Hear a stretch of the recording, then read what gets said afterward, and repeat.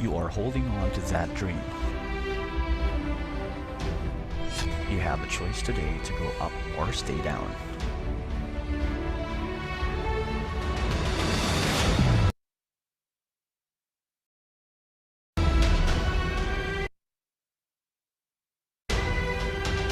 Now is the time to take the first step to the top. With quality review materials that produce board top-notchers and thousands of board passers across professions.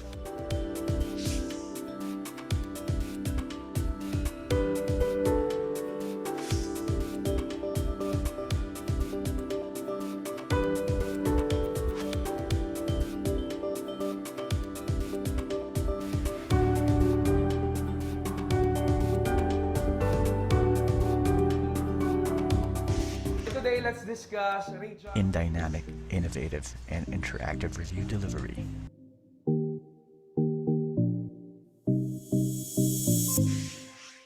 Ensuring an excellent, balanced, relevant, and comprehensive review experience.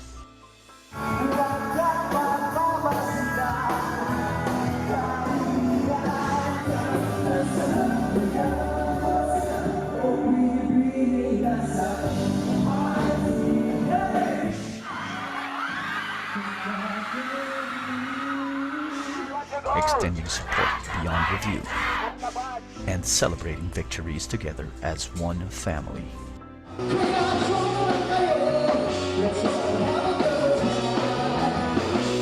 What you choose today determines your success, so make that powerful decision. Welcome to the top. Choose to be the top with Top Rank.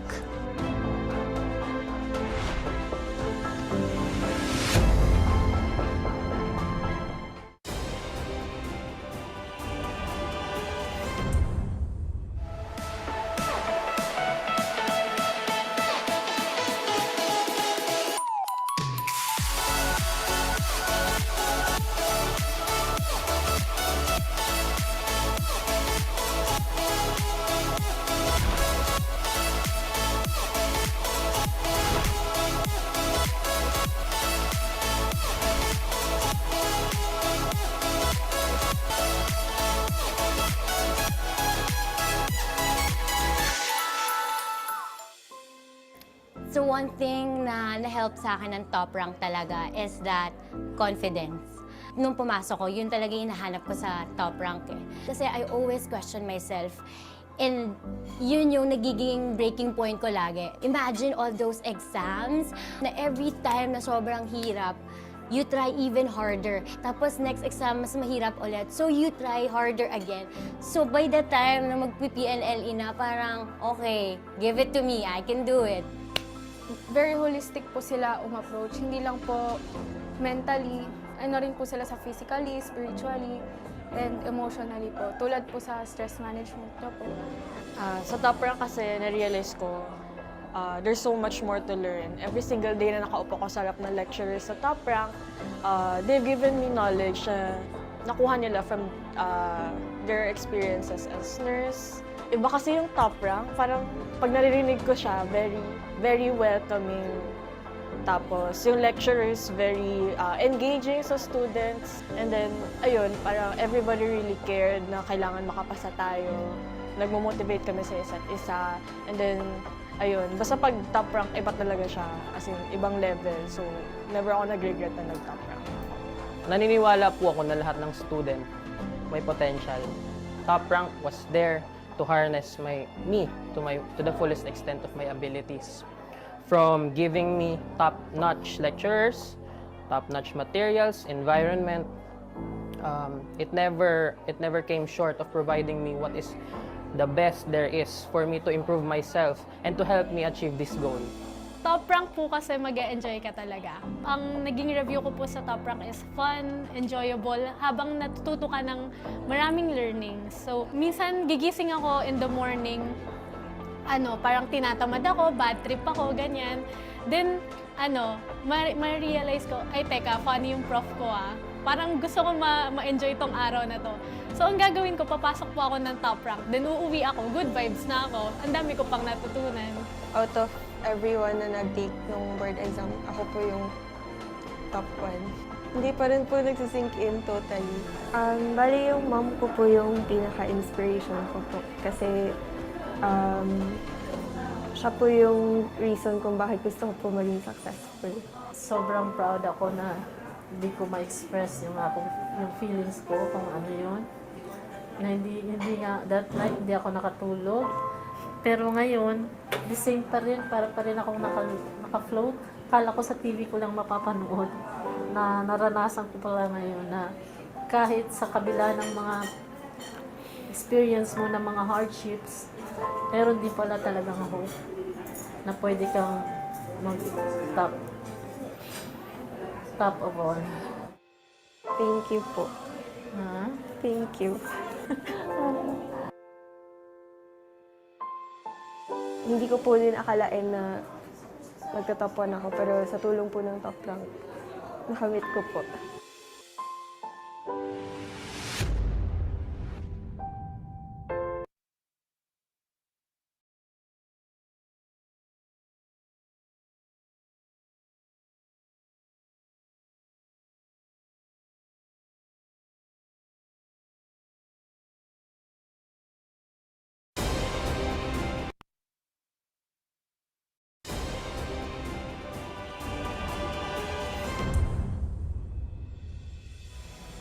Di nagtatapos sa 4 na sulok ng kwartong ito ang kwentong top rank.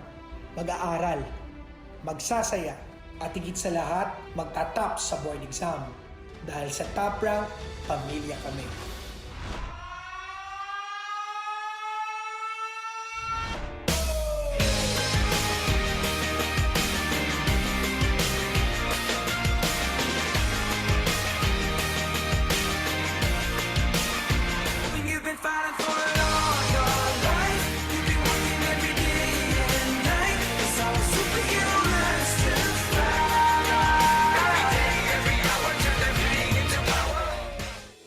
So always remember, ang dami niyong opportunities, okay? What we offer in Asian is, you tell us what to do, and we will make it happen for you. Don't ever let somebody tell you that you can't do something. Not even me. You gotta dream, you gotta protect it. You want something, go get it. Period. Be confident. You have that knowledge. Later on, ang tanging hihilingin mo na lang ay enlightenment.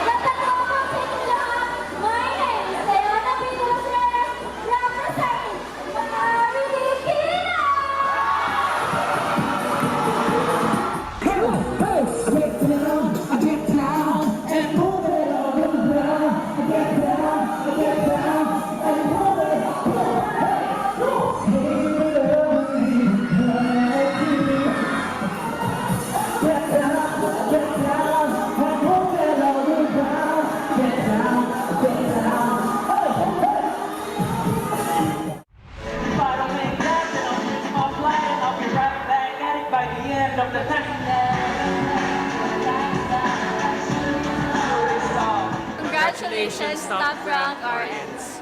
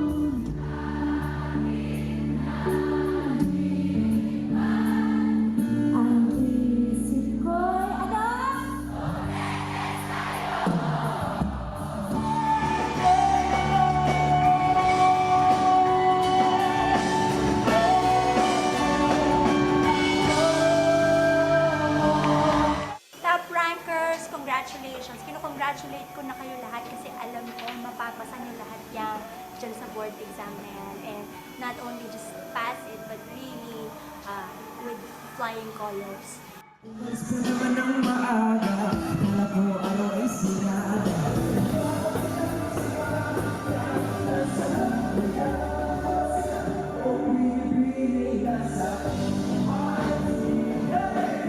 Hi, we're the ones and we're wishing you good luck sa inyong exam. Alam kong lahat ng hard work nyo ay magpipay off at sana lahat ng nalilin nyo ay maalala nyo. At ngayon pa lang, kino-congratulate na namin kayo. Congratulations dahil alam ko na kayo ay papasa at mapapabilang kayo sa mga top notchers this year. So congratulations in advance, Top Rank RNs.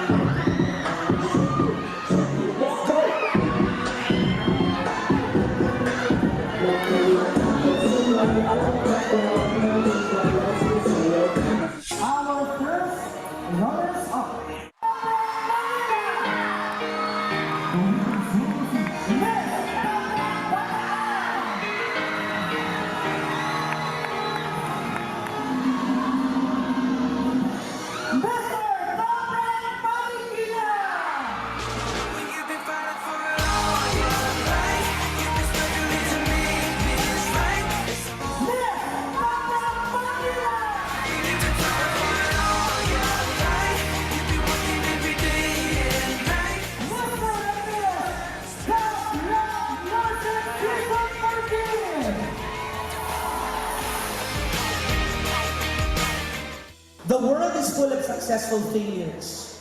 Many of the most successful people overcome setbacks and disappointments to reach the top. Be the tenacious and the old-fashioned alchemist who turned metal into gold. Success is a state of mind. Always tell yourself, I can get through this. I will get through this. I must get through this. Saturday is your big day. Don't lose your chance. Live that day as if it were your last day. Your time is limited. Do not waste it living someone else's life. Know what you want in life. Define your own success and stop at nothing to achieve it. Don't ever let somebody tell you that you can do something. Not even me. You got a dream, you got to protect it. You want something, go get it. Period. What is your goal, class?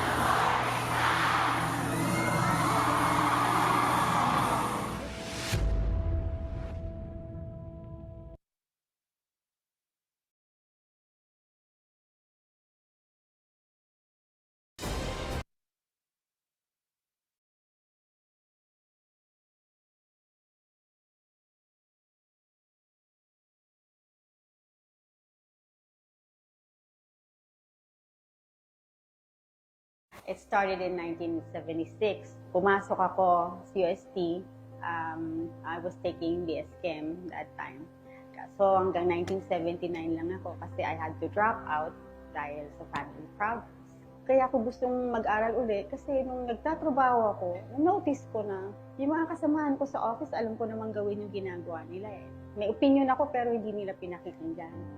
So sabi ko, siguro kailangan talaga para ka ma-recognize siya ka mapakinggan, meron kang degree. So yun yung nag-push sa akin. After 10 years, 2015, nag-enroll na ako hanggang sa makagraduate ako. Ang dami kong challenges doon kasi pagpasok pa lang sa classroom, akala nila ako na yung professor eh. Good morning, ma'am. Sabi ko po, estudyante rin po ako. Turning 57 na ako na nag-enroll uli ako sa Fatima. Age does not matter. Kaya sabi ko, I will show them na kaya ko pa. Hindi talaga nawawala. Ano bang alam doon sa ginagawa ko? Tsaka yung gusto ko eh. Gusto ko talaga maging nurse. Ang gusto kong sabihin sa parents ko, Mom, Dad, registered nurse na ako at 60 years old. And this is for you. It would have been great kung na-achieve ko to nung younger pa ako. Anyway, nagawa ko pa din. I love you both. Ako si Maria Lorena Escolar, single parent, senior citizen, at now isa ng registered nurse. Ito ang top ranker kwento ko. Ikaw, anong top ranker kwento mo?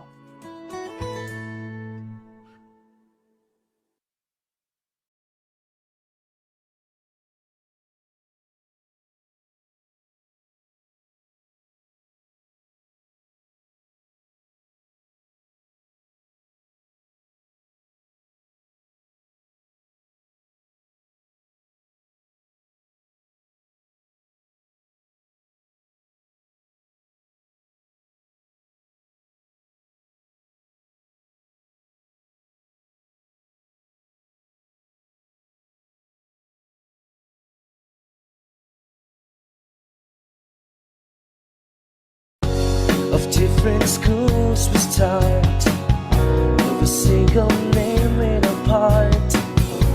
The clash of battle is sweet to hear. Right now when victory is near, excellence is our only standard to outshine the rest. With a great mind and compassionate heart, trained us to be the best we can be. All that we learned at Top Prof Review Academy, we shout with pride and heads up high as victors our dreams shall soar to the sky. Just to be the best we can be. Soar to the sky. We learn that if you want to top of if you got it. Soar to the sky.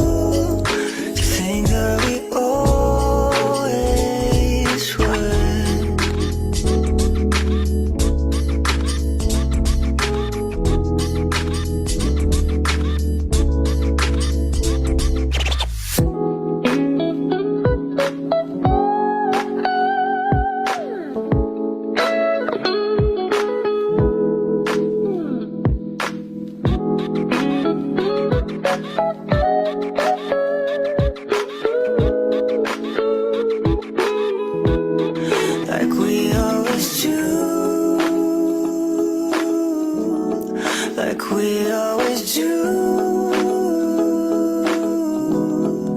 Was I a fool to think that we always would?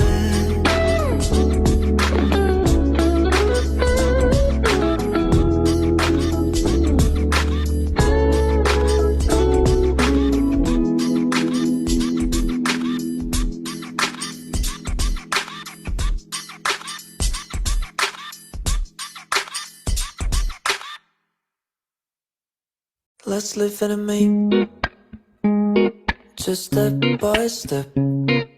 Sorry that I'm quick of foot, I'll walk your step. I'm wondering now, where is your wings? Tremble lips and blurry eyes and your pink cheeks.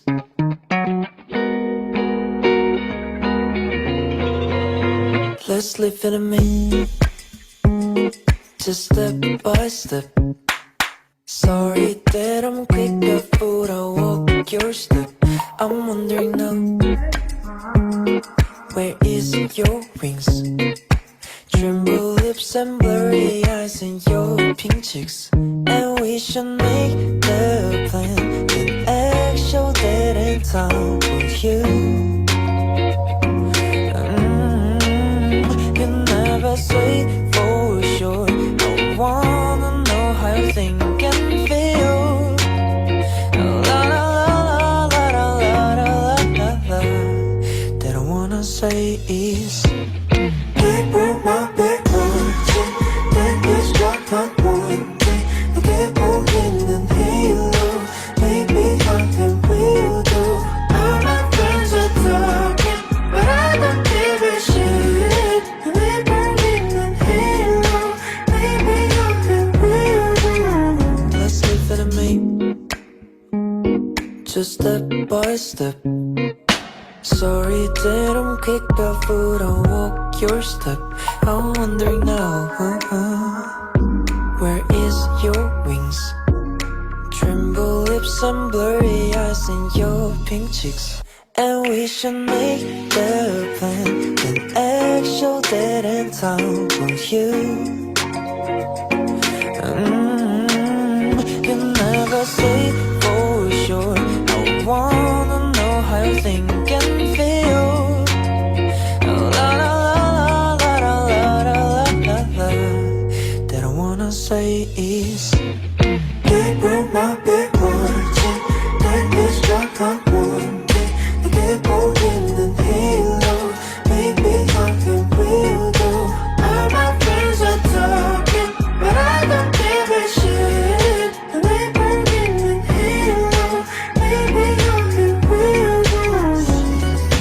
Say that you think what I need, love will see some kiss your cheeks.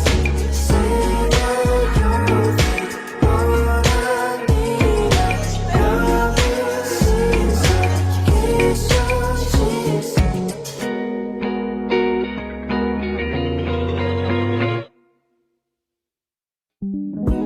You had my heart the first time you smiled at me. But now you're keeping me up, 'cause dreaming's got nothing on reality. Ooh, but I can't resist the taste of your kiss, and no, nothing can keep us apart. And that look in your eyes got me so hypnotized as you fall into my arms. But you keep me coming back for more. Forever, forever, baby, when it rains, it pours. We'll be together forever. 'Cause I never, never, never get enough of your love. That's an open door. And you keep me coming back for more, more, more, more, more. Here we are, stronger than the world thought we'd be. We're so much deeper in love, 'cause we rose above all the negativity. Ooh, a couple of fools breaking all of the rules. Yeah, they said we were moving too fast. And that for one night, but they said we never last. But you keep me coming back for more, forever, forever. Baby, when it rains, it pours. Only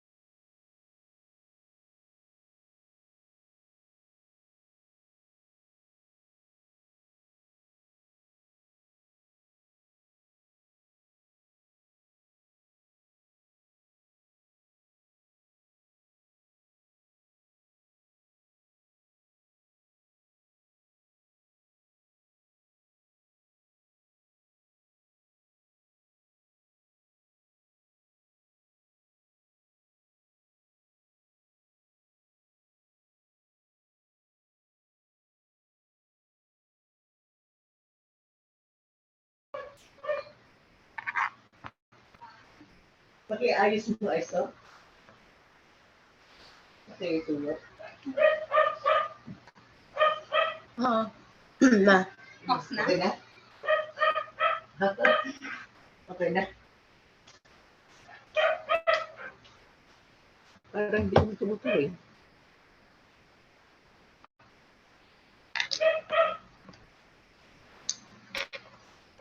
Share screen, anak. Ano?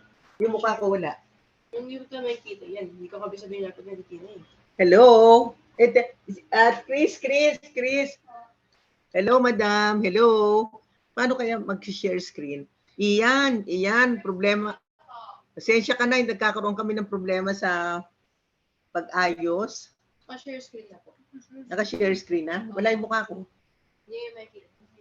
Dapat makita ko yung mukha ko. Hi, hello. Magandang hapon.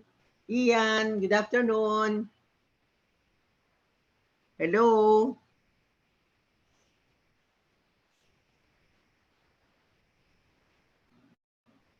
Hi, good afternoon. Ian, hello. Hi, Doc. Good afternoon po. Hi, Ian. Good afternoon, my dear. Hello. Parang nakaano pa sila eh. Ba't di ko maano? Wala pa, di ba? Nandyan ba kayo? Hello? Hi, Doc. Good afternoon po. Hello?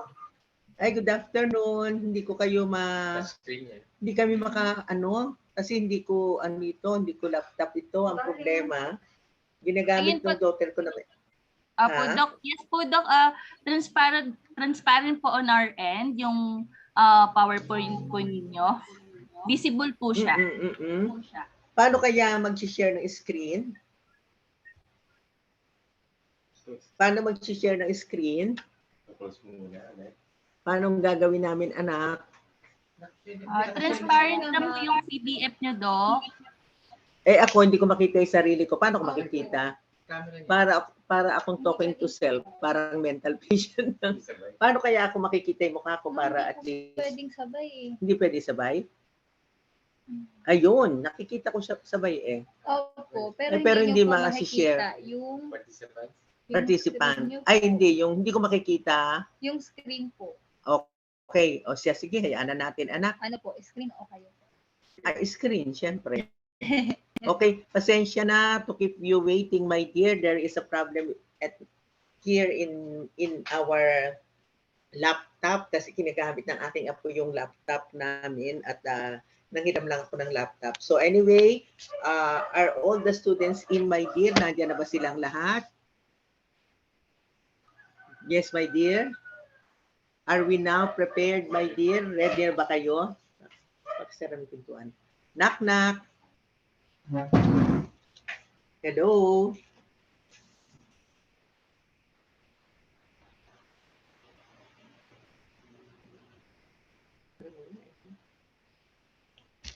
Yes, my dear.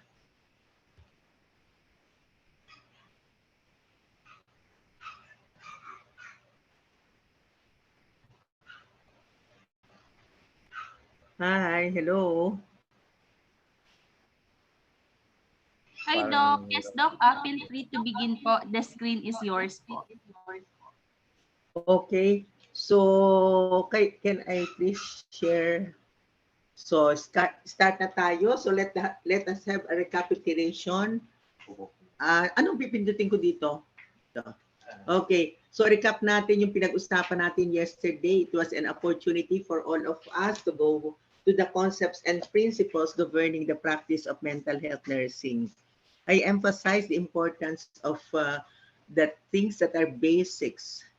Things like the application of the nursing process, wherein for the assessment, you have to assess first for safety needs of patients. And also for the intervention, you have to address clients' needs based on the client's perception, not based on our perception, nor the family members. I emphasize also the importance of communication as a process. So we have gone through the different therapeutic tools of a mental health nurse, such as therapeutic use of self, ganun din, my dear, the use of therapeutic nursing skills, and we have gone through the therapeutic nursing skills of communication. So let me now proceed, my dear, with the therapeutic nurse-client relationship. By the way, my dear, therapeutic nurse-client relationship is a brief, planned, client-centered, and goal-directed. It is said to be focused. It is only brief because in as much as we are with the pandemic, therapeutic nurse-patient relationship in the mental hospital and also in my own facility is only for a week. Now, during my stint as a chief nurse, the therapeutic nurse-patient relationship usually lasts for 2 weeks, but during our student days, it was a month. Okay, so you have to plan so that you can perform all the tasks that are expected in every phase of the relationship. Take note, it is client-centered, it's focused, and you have a goal in the establishment of a therapeutic nurse-patient relationship. We have to start out with the pre-interaction phase of the relationship. The primary tasks to be undertaken are self-exploration, wherein you have to go through the rituals of the rites of passage.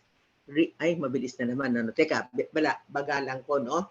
So dito sa ating pre-interaction phase, we have to go through the different rituals or the rites of passage before we go through the experience. Like for example, we have to undertake some self-awareness session, we have to undertake activities on trustful, so on and so forth, with our desire to have those mental baggages that are carried by the student nurses to be lessened. And after the self-exploration, the nurse should gather data. Reading a patient's chart can be done before the actual establishment of a relationship. But if we would like to know the interviewing skills of the students, the reading a patient's chart can be postponed for about 2 to 3 days after the start of the relationship. And after which we have to plan for the intervention, planning of the intervention. Number 2 is the orientation phase. For the orientation phase, my dear, the primary aim is to determine reason behind patient's admission. Determine reason behind patient's admission. Okay, in here, the student nurse should ask the client what could be the motivation for your loved ones to have you be brought here. Usually, we have to avoid asking the patient, bakit ka nadala dito? But rather, ano po kaya ang nangyari prior to your admission in here? Where of course, the primary task to be undertaken, let us consider the acronym of FEED, meaning to say formulate a contract regarding the duration of the relationship, a contract regarding the duration of the nurse-patient interaction. Usually, it is between 15 to 20 minutes. A contract regarding the place of the NPI, a contract regarding the frequency of the NPI. Okay, in here, we can use the close-ended questions in as much as we have to gather the data of your client. During this period, my dear, during the initial interaction, you can be seated slantly or side by side with the client. But I am warning you, you won't be able to see the eyes of the client if you will be seated side by side with the client. Now, if you feel some discomfort during the initial NPI, you can be seated slantly, patagilid. Okay, kailangan din natin pag-usapan for the orientation phase confidentiality, like the things that we will be discussing is between you and me only. Between you and me only.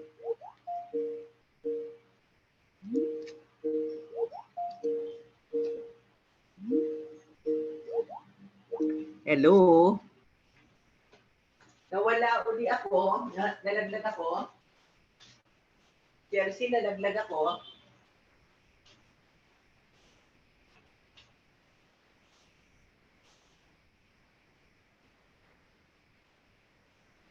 Nalaglag ako.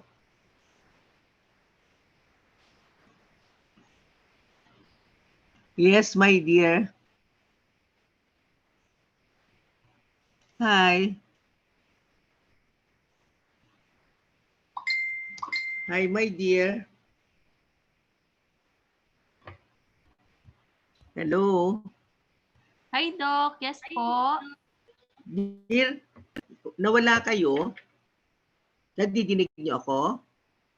I mean to say, nakikita niyo screen ko? Yes, Doc. Opo, transparent po kayo on our end.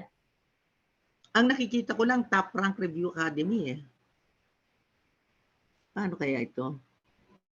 Doc, pwede po, nawala po kayo.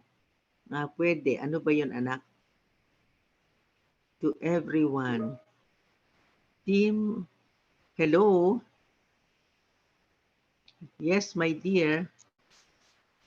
I think, Doc, Paano kaya nami-minimize ito? po yung PDF po ninyo. Nawala yung screen eh. Opo. Paano kaya ito? Pwedeng tuloy-tuloy na lang ako. Kaya lang, paano ba ito?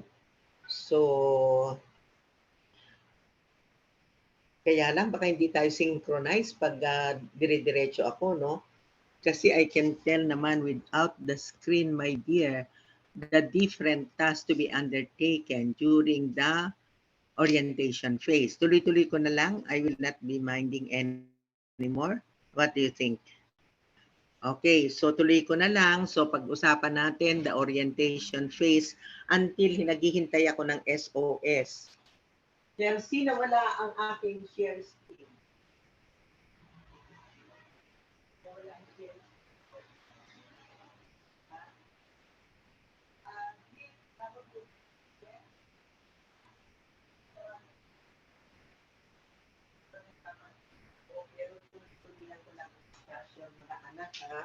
So tuloy natin ang discussion during the orientation phase. As I've told you, you have to formulate a contract and then we emphasize confidentiality.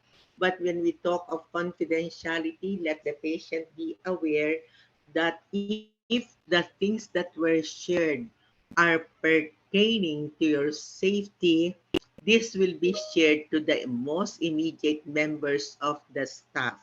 Okay, so that the patient will have a trusting relationship in you. You have to make it clear with the client that confidentiality will mean to say that I won't be sharing this information to my loved ones, to my boyfriends, to my girlfriends, etc. But rather, this will be only shared to the most immediate member of the staff, like the doctors, my co-nurses, psychologists, so on and so forth. Now, another part of this formulation of contract is the contract regarding the termination of the relationship. Example, Madam, if you will have some discomfort in proceeding with the relationship, I will tell my head nurse or my supervisor that we can have the relationship be terminated. Like for example, during my stint as the pay ward nurse, I found out that I was having some counter transference with a certain client. What did I do? I requested my supervisor to have me be transferred to another area. Okay? So, another task to be undertaken during the orientation phase is I identify. Identify clients frat and also nurse frat. What do I mean? Identification of, nawala eh. Ano napindot ko? Ito lang ma'am. Pipindutin mo lang po ito. Balik mo po. Alin na pinipindot? Ito lang ma'am, yung W po. Yan, para maano ko. Okay. Tapos So, pipindutin niyo po ulit. for the transfer. Yan. Mm-mm. How do I move dito? Opo, ma'am. Yan. Okay. So let me now proceed, my dear. Identify feelings, roles, actions, and thoughts, both the client and the nurse. Example, I'm so happy that I was given the opportunity to be a part of your illness experience. You can ask also the client, what are your feelings regarding this relationship? Okay, Rose, I am here to listen. I am here to use or implement all those knowledge that I learned from my classroom. Okay, actions, try to identify some feelings of anxiety on the part of the client, like the client's legs can be moving. You have to go back also to yourself. Are there some feelings of inadequacies as revealed by your difficulty to grasp the informations that are given by your client? And also your thoughts. Now, there could be also some thoughts of being that you may have some mental block because of the relationship. And another one, my dear, you have also to identify also the client's uh, status, client's concerns, needs, and problems. Let us now move on, my dear, to the working phase. The working phase, primary task. Remember the acronym of SICU. SICU stands for stressor to be determined. Stressor to be determined. Like what could be the things that happened when you broke all the glasses or all the window glasses in your house. Ano po ang nangyari at humantong po sa pagbabasag niyo po ng mga salamin sa bahay ninyo? Okay, is insight. That's awareness as to one's mental condition. Sa palagay niyo po ba, yun po ang nararapat mangyayari? Okay, at times, yun ang dapat mangyari. The client will be telling you that should happen because they are already abusing my being kind to them. So ano ang aming magiging result dyan? Poor insight. Okay, next is change. Change is very hard to attain, but with the constant dedication that we have offered our patients, we can see some changes as to their insight, so on and so forth. And, oh my dear, overcome resistance. Overcome resistance. For your information, my dear, resistance. Resistance, transference. Nakikita nyo anak yung aking sinusulat? Nakikita nyo? Nakikita, my dear? Resistance, transference, and counter-transference are highly evident during the working phase of the relationship. Okay, transference, if the feeling of the client is transferred to the nurse, that is your transference. But if the feeling of the nurse is transferred to the client, that is said to be your counter transference. Okay, by the way, my dear, gaya ng sinabi ko sa inyo, transference and counter transference are highly evident during this phase. Pati na transference and counter transference, the reason behind this, my dear, is in as much as this is the period for problem solving approaches. The period for problem solving approaches. Not only the period for problem solving approaches, but this can be brought by the lack of mutually agreed goals. The lack of mutually agreed goals. So the mutually agreed goals should be formulated during the orientation phase. But take note, if this was not adequately discussed and it is not clear on the part of the client, the expectations about the relationship expect for resistance, transference, and counter-transference to be highly evident. Okay, question in the board exam. What is considered to be the most commonest among all forms of resistance? Ano ang pinaka-common among all forms of resistance? Make a choice. A, the use of silence. A, the use of silence. B, one word statement. B, one word statement. Okay, letter C, tangentiality. Tangentiality. And letter dog is circumstantiality. Circumstantiality and tangentiality. Okay, so what do you think is the commonest among all forms of resistance? Okay, una, paliwanag ko, ano ba ang circumstantiality? Circumstantiality is moving or going around the bush. Maraming palabok, maraming palabra de honor, paikot-ikot. But after the maraming paikot-ikot, an answer is given. Nabibigay din ng client ang sagot sa iyong katanungan. An example of circumstantiality, I asked the client, who brought you here po dito sa mental hospital? The client said, you know, it was late in the afternoon when I started hearing voices. My husband decided to have me be brought at the mental hospital, but unfortunately, wala pong baterya ang kotse namin. So he decided to call for his BFF, pero ang car ng BFF niya darating daw po ng 9 o'clock ng gabi. But I was already reacting to the auditory hallucination. So ang ginawa po ng husband ko, tinawagan ng sister ko, dumating po si sister. My sister was riding on a pedicab. Sumakay po kami ng sister ko sa pedicab. And then we took a bus going to MRT. And then we alighted at the Show Boulevard.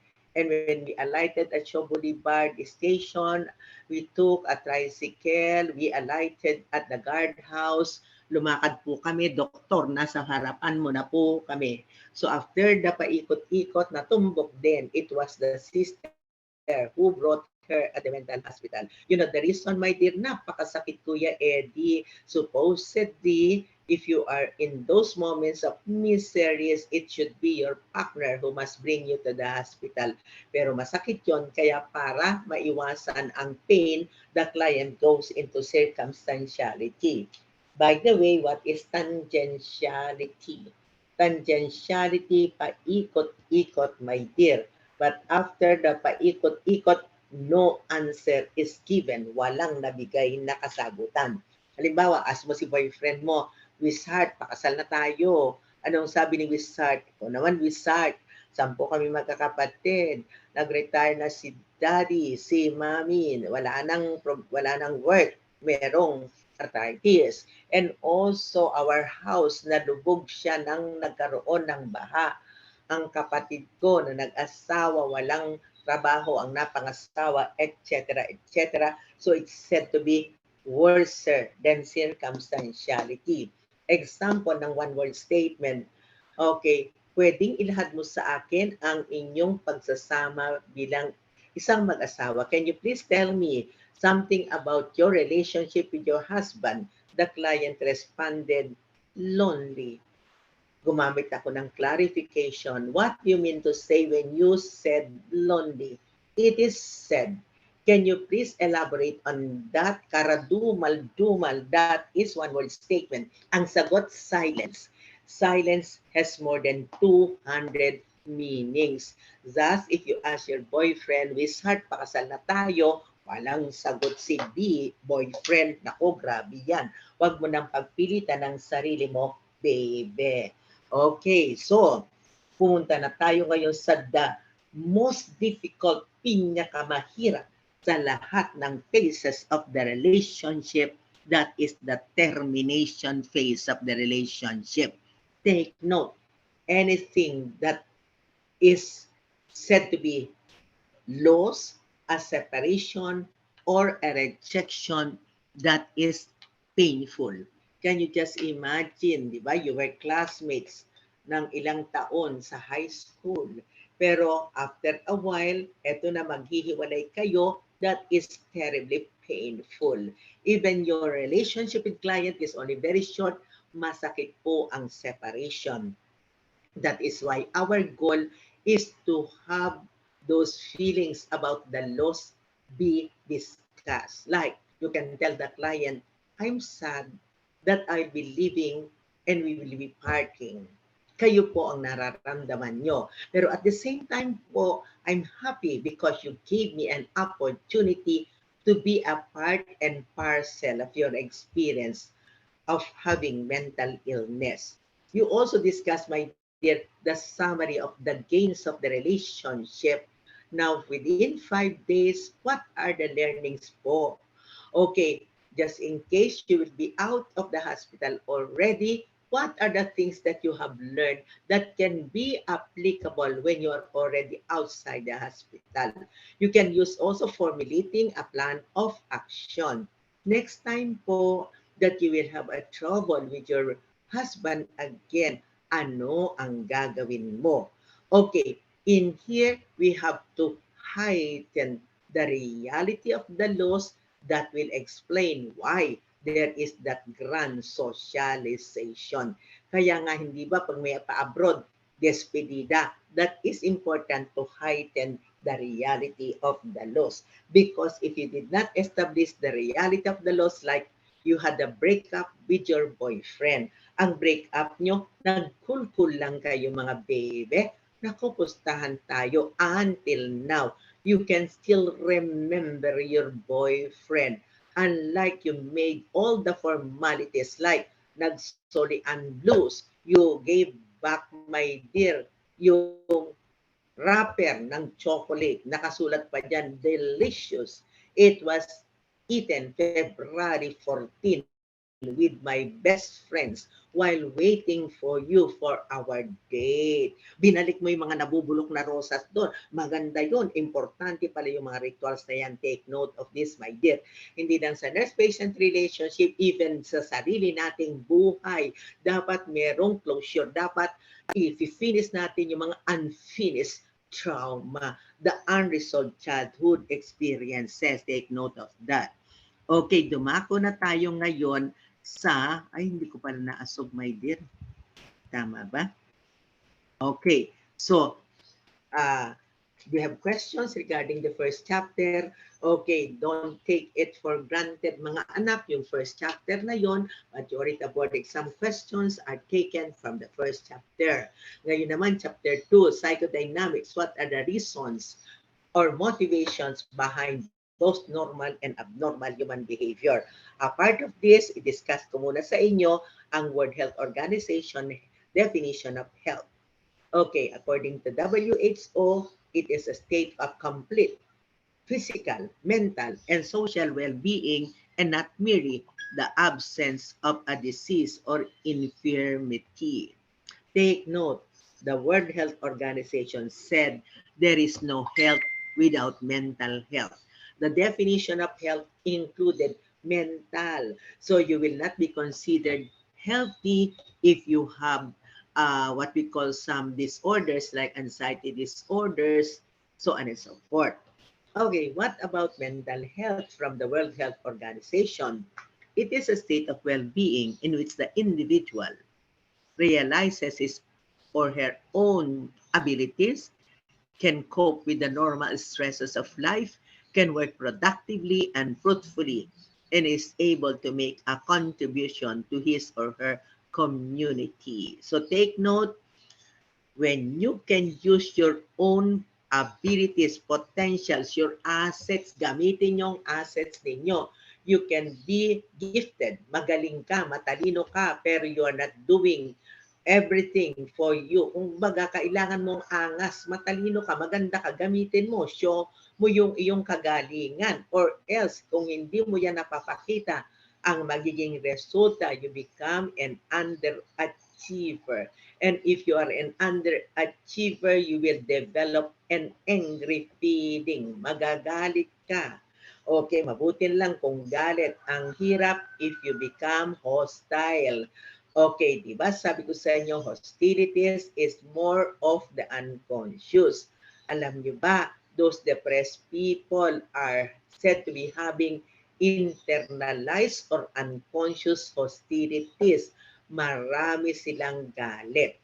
So take note, talagang human being tayo, normal lang for us to be given some positive strokes, my dear. Kaya normal kung naghihintay ka naman ng mga praises from other people. Pero paano ka kaya mabibigyan ng praise?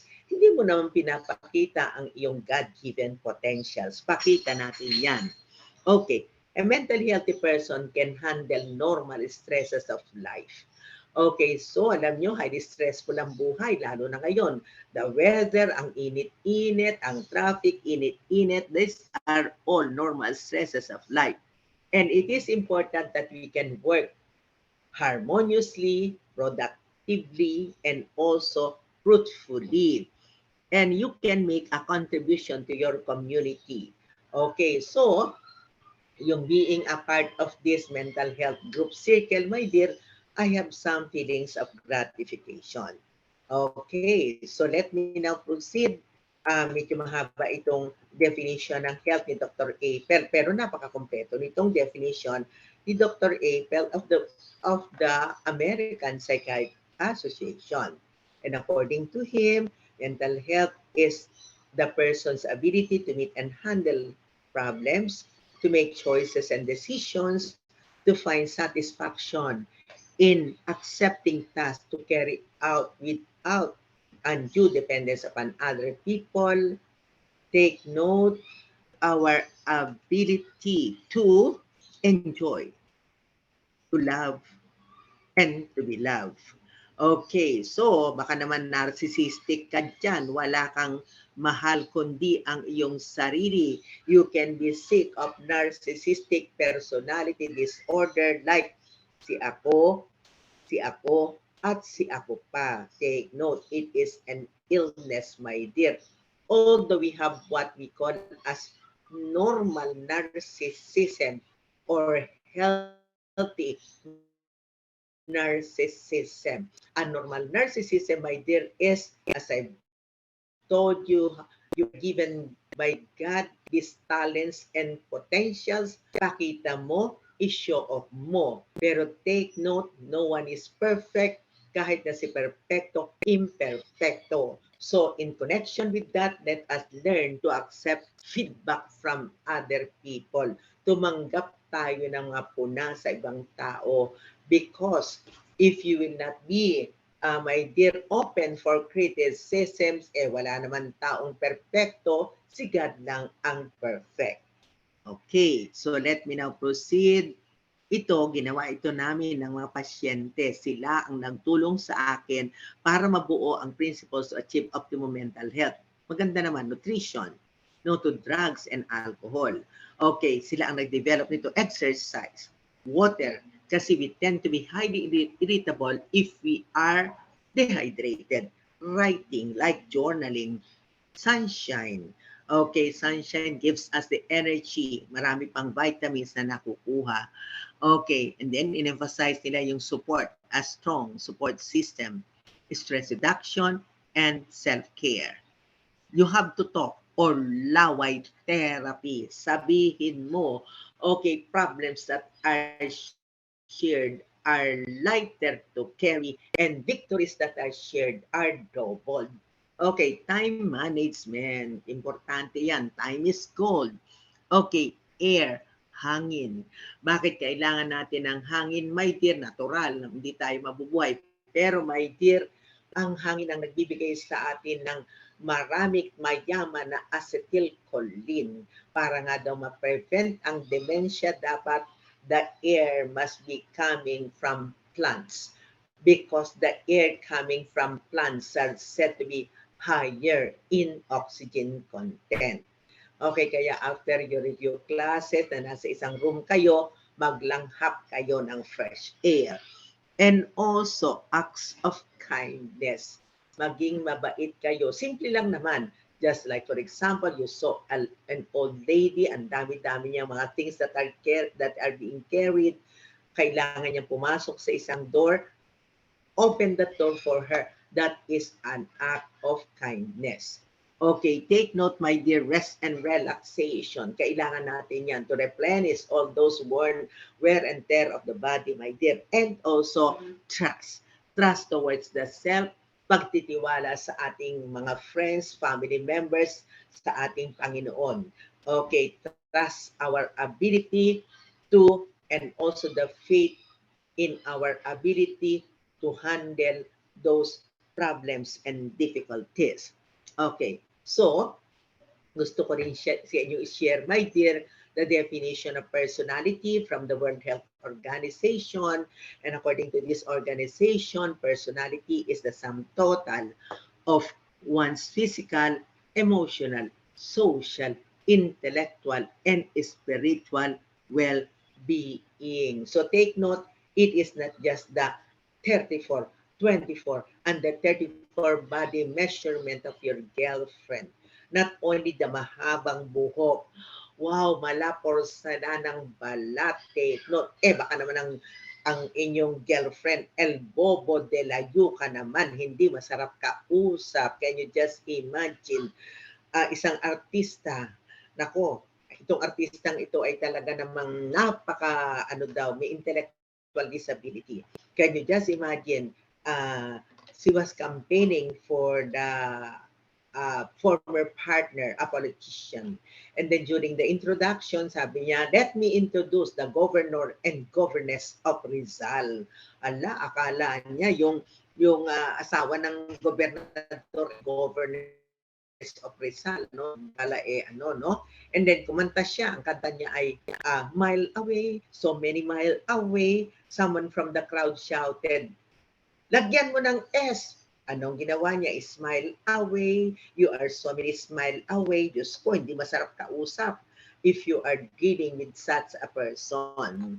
Okay, siya nga pala, another definition naman, si American Psychiatric Association naman siya.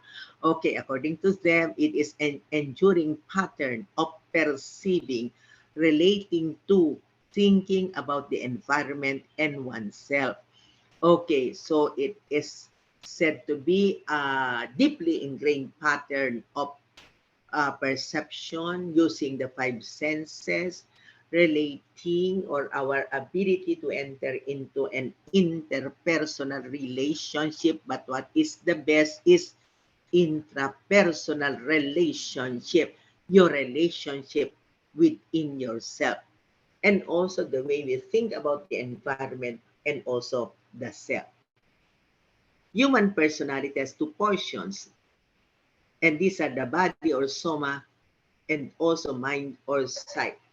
Body or soma is tangible, can be seen, can be measured, nakikita, nadadama.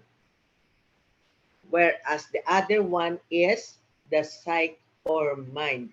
It is intangible, cannot be seen, nor measured. Hindi ito nakikita, hindi ito nasusukat, even though we were given, last tagal na, no, 1904, ni Alfred Binet ng IQ test. Alam ninyo, if you have some anxiety, problems, difficulties, nag-iiba ang result ng psychological examination.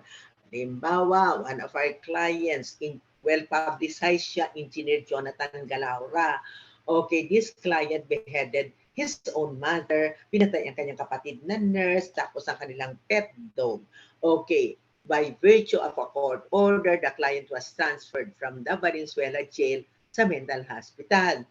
You know, after a week of stay in the mental, he was subjected into a psychological examination. Ang taas ng IQ niya. Ang IQ niya, 118, my dear. Pero alam nyo, when he was transferred at Muntinlupa, the same sets of examinations were given. Alam nyo, ang IQ pala niya, 128. Kasi more or less stable na siya, nabigyan na siya ng treatment, medyo nag-i-improve na ang kondisyon. Kaya mga anak, sa board examination, you can have a mild level of anxiety, pero bawal ang mga severe level of anxiety. Mag-stress reduction techniques kayo. Simple lang naman. Tamang paghinga, deep breathing, inhale sa nose, Exhale sa mouth. All throughout pala, kailangan erect ang posture natin. Lahat ng bagay erect. Kasi my dear, pag kyphotic kayo, the oxygen will not be freely flowing sa brain natin. Matutuyan tayo ng ating ang brain activity natin. At saka tatandaan natin, you can use a way for you to stop the anxiety. Halimbawa, gagawin nyo, pray, pray, pray. Before opening your test paper, dasalan nyo muna. And after which, buksan nyo. Pag buksan nyo, ala, ang hirap sagutin. Huwag kayong mag-proceed. Baka mag-progress yan sa severe level kasi mental block na yan. Ano? And then, thought stopping o kaya deep breathing muna. Inhale sa nose, exhale sa mouth, produce a whooshing sound. Mag-self-assessment kayo if your breathing is fast and shallow. It is indicative of anxiety. Okay, you have to help yourself to have your anxiety be reduced to a more comfortable level. Okay, inhale, exhale, make it a very, very slow one. Kasi alam nyo, the rhythmicity in itself in deep breathing is already relaxing. Okay, tapos ng deep breathing, open your test paper again. Aba, mental block pa rin. Ang gawin nyo, you pinch this painful part of your body. Pinaka-painful ito, my dear, the inner arm. Pinch it and say to yourself, pero huwag kayong sisigaw, baka daling kayo ng proctor nyo sa mental. Okay, say to yourself, stop it. Okay, balikan nyo, alam niyo with the prayer, hala, tuloy-tuloy na yan. Magdadayariya na ang inyong mga gray matters. Medyo na-constipate lang ang inyong mga gray matters, kaya nagkakaroon kayo ng difficulty in answering.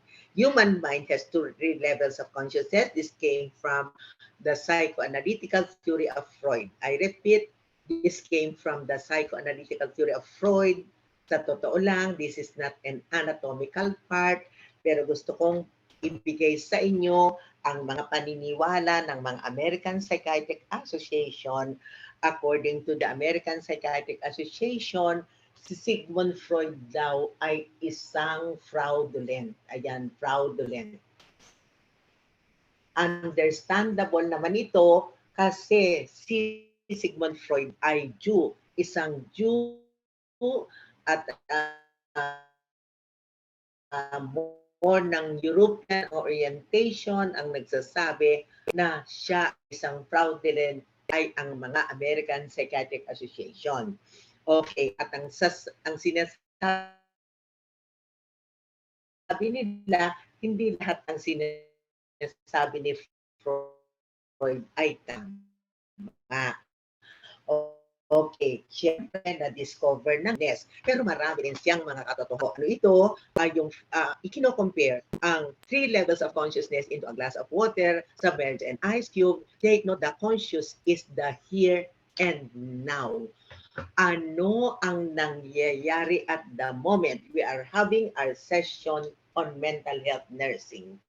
Sigmund Freud compared the conscious level to the size of a dot.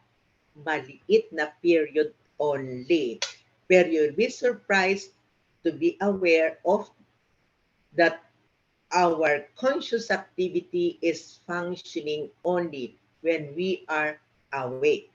So perhaps you'll be telling yourself, matagal naman akong gising, pero ang liit-liit naman ang comparison of the conscious with the other parts of the levels of consciousness. So makikita nyo nga dito sa glass of water, the tip of the ice cube, my dear, is compared to the conscious level. Okay, the answer of Dr. Freud regarding this is that majority of our conscious activities, it is the unconscious that motivates us. Karamihan daw ng ginagawa natin sadya conscious, ang nagmo-motivate daw sa atin unconscious. Parang totoo, no? Di ba? There are instances, why did I react that way to my boyfriend? Eh nung pala, yung reaction mo intended within the several weeks that you are tolerating the demandingness and the manipulative behavior of your boyfriend. You were only into suppression and suppression and suppression, and all of a sudden, bubuga ka just like the raging Mount Pinatubo. Take note of that.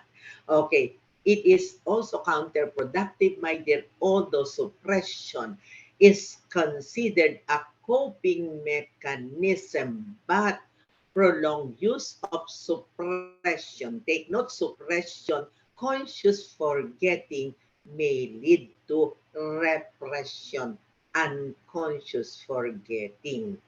Okay, so that is one way of understanding oneself. Why? Bakit kaya irritable ako? Hindi naman, it is not appropriate naman my reaction towards my classmates. Nadidinig niyo ako na wala ako anak? Hello mga babes. Hello dear. Hello po, Doc. Am I okay? Nadidinig niyo ako, my dear? Yes, Mga Doc. Loud and anak, clear mga po. apo. Hello. Yes, Doc. Clear po kayo, Doc. Ano ibig? Am I clear? Yes, Doc. Yes po.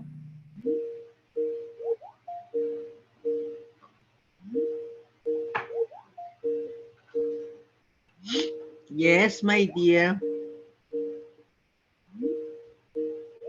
Yes, Doc. Naririnig Yes. po. Opo. Naririnig po namin kayo, Doc.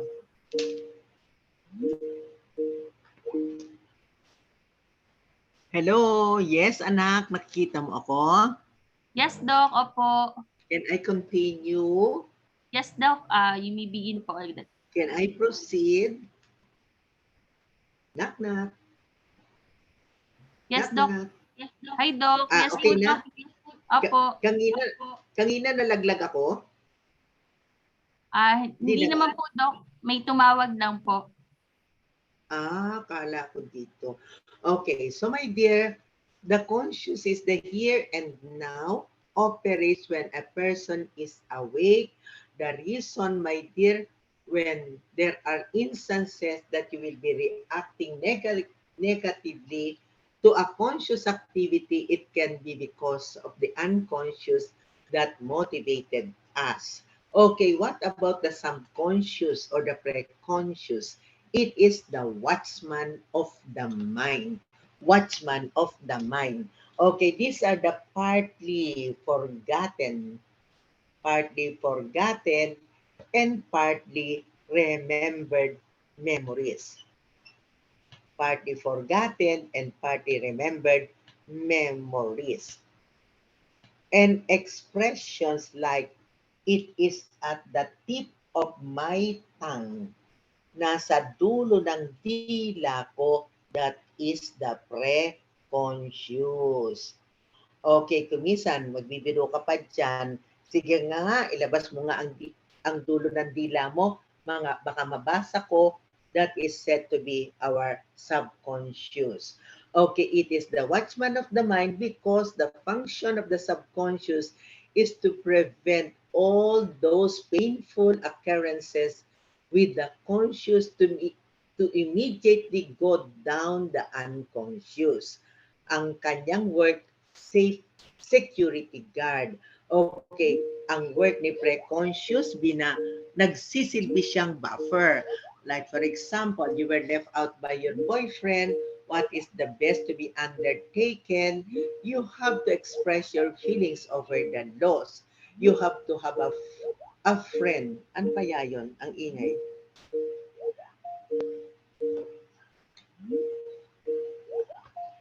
My dear, nakaka-disturb yung sounds na yon.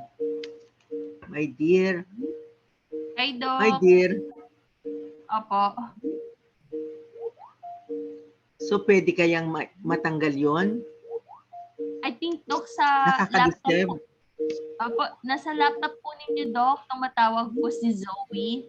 Ay, how do I go about, my dear? Merong sounds that is disturbing me. Okay. So, my dear, Hala, yung subconscious natin will serve as a buffer. It will serve as a security guard or the watchman of the mind.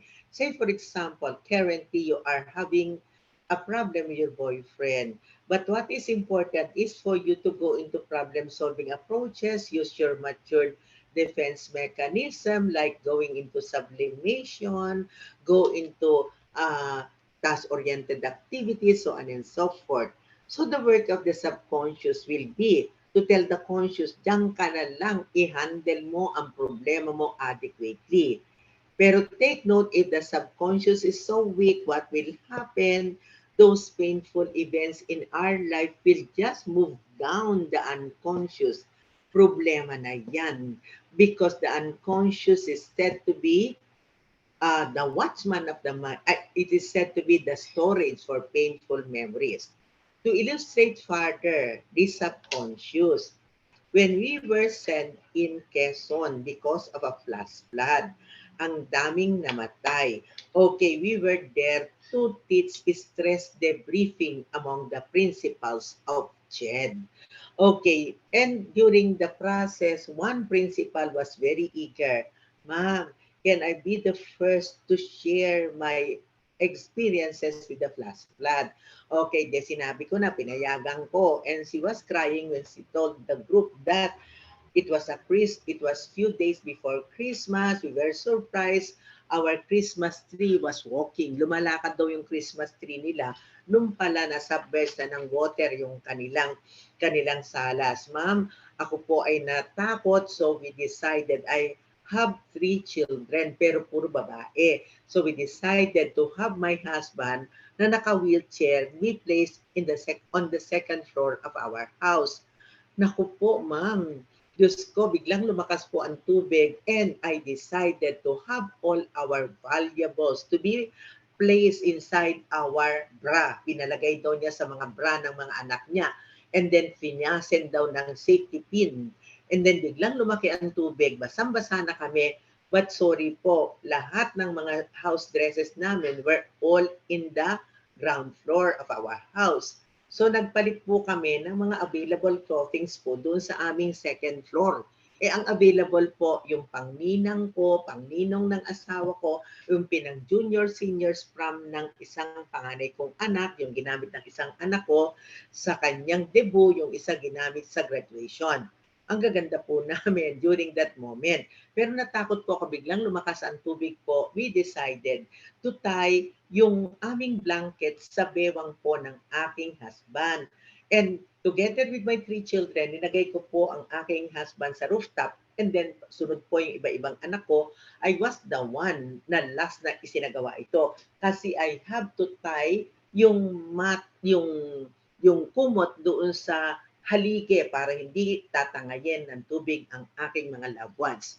Okay, ito na nga, true enough, ako ang last na pumanik, ay laki, hanggang rooftop namin inabot. Pero sabi ko sa mga anak ko, itaas yung ulo nyo, baka kayo ay malunod. Tama nga, biglang dumating ang mga troso, lumalabas mula sa bundok, ang asong patay, baboy, etc. Ma'am, after the incident, ma'am, I was surprised kasi po lahat po kami nakapangninang pero wala po kaming lahat na underwear.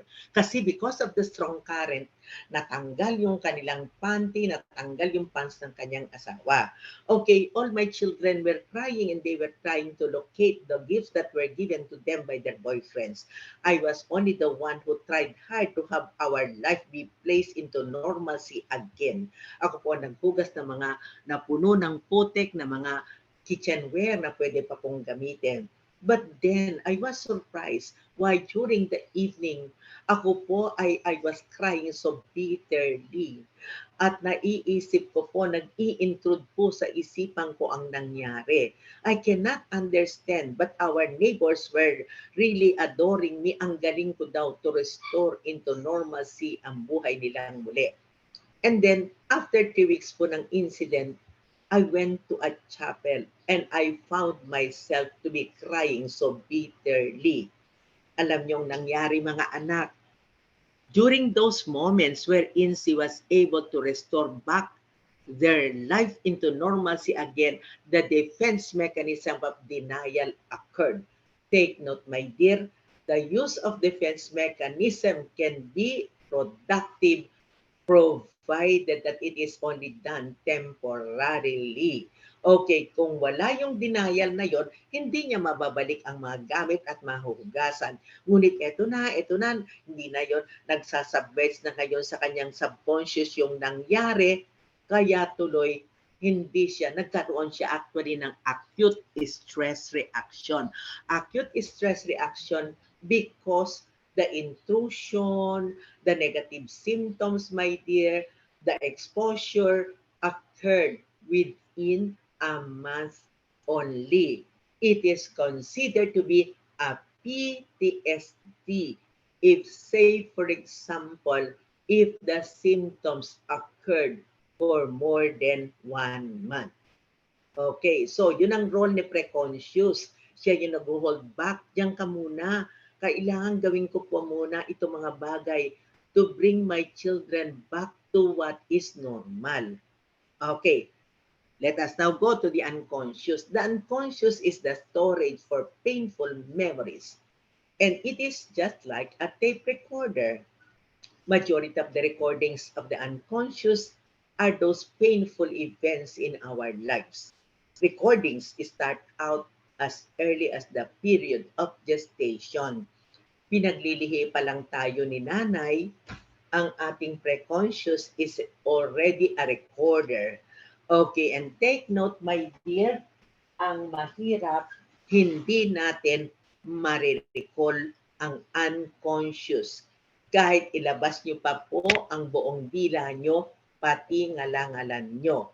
Unlike, my dear, the subconscious, when we assisted that school principal through the use of stress debriefing wherein she was given the chance to share facts, feelings, reactions, coping, etc. Okay, take note, but there are some ways for the unconscious be recalled. Ngunit mahal ito. The methods are psychoanalysis and hypnosis. Hypnosis by Anton Mesmer. Okay, by the way, hypnotism is also known as mesmerism, based on the founder, Dr. Anton Mesmer. Another process of recalling the unconscious is psychoanalysis. Psychoanalysis is compared to a therapeutic nurse-patient relationship.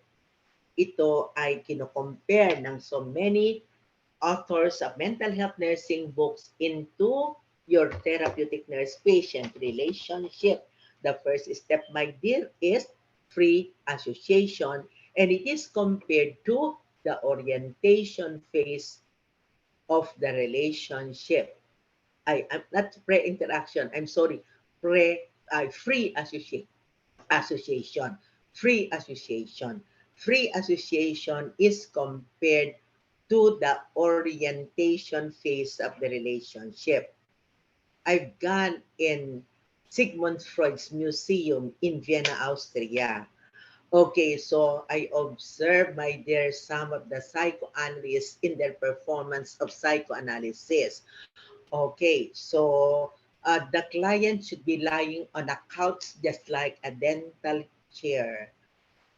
The analyst should be at the back of the client to prevent resistance.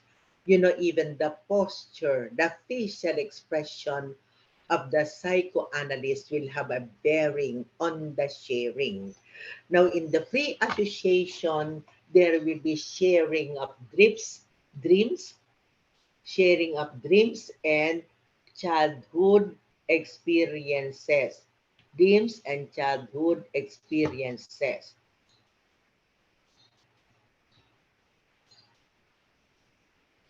Okay, so take note, Freud had a difficulty in convincing people about his concept of the unconscious.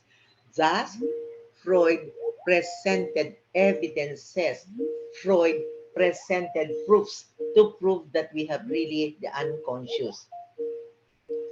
Okay, ano kayang gagawin ko para hindi siya nagsa-sound off sa akin?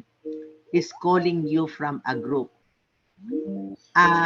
Iha, ano ibig sabihin is calling you from a group? How do I remove yung disturbing sounds na yon? Hi, Doc. Pwede niyo po Dear, how do I remove the disturbing sound? Click Yes, niyo my po, dear. Doc, yung red na button po. Ayan. Okay. So Freud had the difficulty in convincing his co-psychiatrists about these dreams as the languages of the unconscious plus his concepts of the unconscious. That is why Freud presented proofs or evidences to prove that we have the unconscious. One of the proofs, my dear, is dreams. You know, dreams are the languages of the unconscious. Dreams are wish fulfillment. Dreams are continuation of our waking arts. This can be our repressed anger, repressed drive. Like for example, I had some anger and hostilities to some of the execom of mental hospital because of our expose. Talagang pinahirapan kami. I was far away from a country na sa Australia ko. Can you just imagine, my bedmate woke me up and said, galit na galit ka, nagsasalita ka, you kept on kicking me. Okay, when I woke up, naalala ko, ang napaginipan ko are those people na gusto kong saktan. Pero I won't be doing that kasi baka mawalan ako ng trabaho. Okay, so my dear, ang mahalagang maging panaginip nyo, alam nyo, milk. Kasi milk is said to be abundance. Maswerte daw panaginip ito. May mga instances na paginipan nyo, ay nasisira ang ngipin ko, nagkakatibagan ang ngipin ko. You will be scared. Nako, sabi nila, pag nanaginip ka ng mga nasisira at natitibag na ngipin, there will be someone who will be dying from your family members. Actually, the interpretation of Freud said that this could be a disagreement between you and your siblings. Take note of that. At times, mananaginip tayo, uy, namatay ang tatay ko, nakakatakot. You know the reason, my dear? This can be brought by your anxiety. Your father kept on complaining about his chest pain, but you were not given the opportunity to bring him to a cardiologist. So anong result, my dear? Ang nagiging resulta, you become anxious and it may come out in the form of dreams. Okay, next number, my dear, jokes. Biro-biro. Ngunit totoo. Okay, your barkada said, ang cute mo, ang ganda ng dimples mo. Naku naman ha, don't believe in me. Kasi magbarkada tayo. Baka you will be telling me that I am taking advantage of your kindness. Pero take note, that is actually an unconscious intentional. Yes, my dear. Apologies to cut you off po. Doc, pababa daw po nung camera nyo. Gusto po nila makita yung whiteboard po. Ay, sorry. Yun ang hirap pag hindi ko nakikita, anak eh. Yes, Doc. Yeah. No worries, Doc. Nakita nyo? Oo, sorry ha. Hindi ko nakikita. Kaya gusto ko nandun para nakikita. Babalikan ko, my dear, ang mga panaginip. Isa sa mga ebidensya that we have our unconscious is our dreams, ang mga biro. Another one, my dear, are the Freudian sleep. Freudian sleep. Si Corina, madalas kong nadidinig na nagsasalita ng Freudian sleep. It is all about the sleep of the pen and sleep. Nakikita nyo? Sleep of the pen and sleep of the tongue. Kita? Kita mga anak? Kita? Kita ba? Hindi ko nakikita yung nakasulat dyan eh. Ay, Doc. Pababa po, Doc. Ganyan? Ibaba Yan. niyo po yung cam. Ayan, exactly, Doc. Okay na po. Okay, okay. So nakikita, no? It could be the slip of the tongue and slip of the pen. You were about to call for the name of your boyfriend, pero ang natawag mo, the name of your ex-boyfriend. Away tuloy kayong dalawa. Now, perhaps you have some unfinished issues between you and your boyfriend. So take note of that. Okay, let us now move on, my dear. 2 and 3. Okay, 2 is transference. Number 3 is countertransference. Now, transference and countertransference are similar to the working phase of the relationship. As I've told you, transference and countertransference may occur in any form of relationship kahit sa inyo na mag-shota kayo o mag-partner kayo. Okay, so take note, pero very interesting, my dear, some of the positive transference that I observed from one of our clients. Okay, a client, a medical student. The client courted the student nurse. Ang pogi kaya ng client. Talaga naman makalaglag pante. Can you just imagine, there was complaint from the doctor, ang inyong estudyante, tapos na experience, dinadalo pa ang aming patient. Ang hirap po, ma'am, whenever the student nurse will be late, naku, nadi-disturb po ang client. And nababiolate na po ang visiting hours na sa kanya. Sabi ko, hindi natin pwedeng i-tolerate yan. I made my rounds. Nakita ko yung student, may dalang mga Goldilocks for the patient.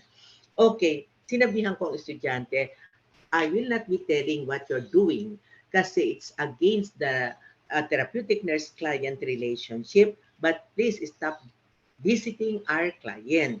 You know, the student nurse told me, okay lang po ma'am, even though you will tell my instructor, basta kami po ng pasyente. Gusto kong batukan yung estudyante kasi gusto kong sabihin, hoy, genetic, napakatindi ng genetic. Okay, alam nyo, after several weeks, it was the client who broke the relationship only to find out that the love was not intended for the student nurse, it was intended pala towards a classmate and medical student who died from a vehicular accident. Kaya wag kayong magtataka, my dear, there were some students during face-to-face review session, ang sabi ng isang estudyante, ma'am, bakit ganun? I felt that I was immeasurably in love with my boyfriend. Pero ngayon po, ika-second week lang po ng aming relationship, parang ayaw ko na po. And then I asked her, gaano katagal na pala yung breakup mo? Sus Mario Joseph, 1 month pa lang pala. Alam nyo, baka nagla-love rebound lang kayo. At hindi lang yan, baka you are only into transference and counter-transference. Yung positive, yung love, paghanga, yung iniidolo nyo. Ang negative transference naman, like a patient, nag-negative transference sa akin, alam niyo pag nakita ko, minumura ko, puta ka, malandi ka, hayop ka, dapat lagyan ng sili ang vagina mo. Okay, talagang disturb siya. And then after some time, yung I have to make my rounds during those times wherein the client is inside their classroom. Kasi meron kaming eskwelahan sa loob ng mental na run by CHED and also run by Department of Education. Nakaka-graduate ang mga patients namin while they are inside the compound or inside their confinement. Okay, so sabi ko dun sa nurse, I'll make my rounds whenever the client is attending his school. Pero laking gulat ko, the client was walking near me, katakbo. Medyo I have to let the patient feel that I am in control of my situation. I am in control of the situation. And then I told the attendant, suportahan mo ko kasi ang laki ng patient, 15 years old. Pero ang taas niya, siguro mga almost 6-footer na yung client. Alam nyo, the least expected, the client, instead of hitting me, the client knelt down, lumuhod at sabi, ma'am, Please forgive me. The reason why I am so mad at you because you look exactly like my mother. Kamukhang kamukha ka ng nanay ko. Ang bastos, walang ginawa kundi magpatuloy ng kung sino-sinong lalaki sa bahay namin. Okay, alam nyo, nung dumada yung nanay ng pasyente, naggalit ako sa mukha ko. Bakit? Mala prostitute pala ang pagmumukha ko. No? Kamukhang kamukha ko ang nanay ng client. Okay, siya nga pala mga anak, tatandaan ninyo, role ninyo yan na i-report yung mga ganong mga information from the client. Okay, so take note, when I asked the nurse to write down the NPI that I conducted, okay, nag-follow up na naman ako ng interaction na pag-alaman ko from the client that, ma'am, whenever na nakikipag-sex po ang nanay ko with her customer, linalagyan niya po ng cotton balls ang kanyang vagina. Okay, so paano ko kaya matatanggal yung ingay na yon? Nakaka-disturb. How do we go about that one, my dear? Okay, hello. It's disturbing, my dear. Ito na ngayon. And then, ang ginawa ko ngayon ay anong nangyari at kailangan ilagay ang cotton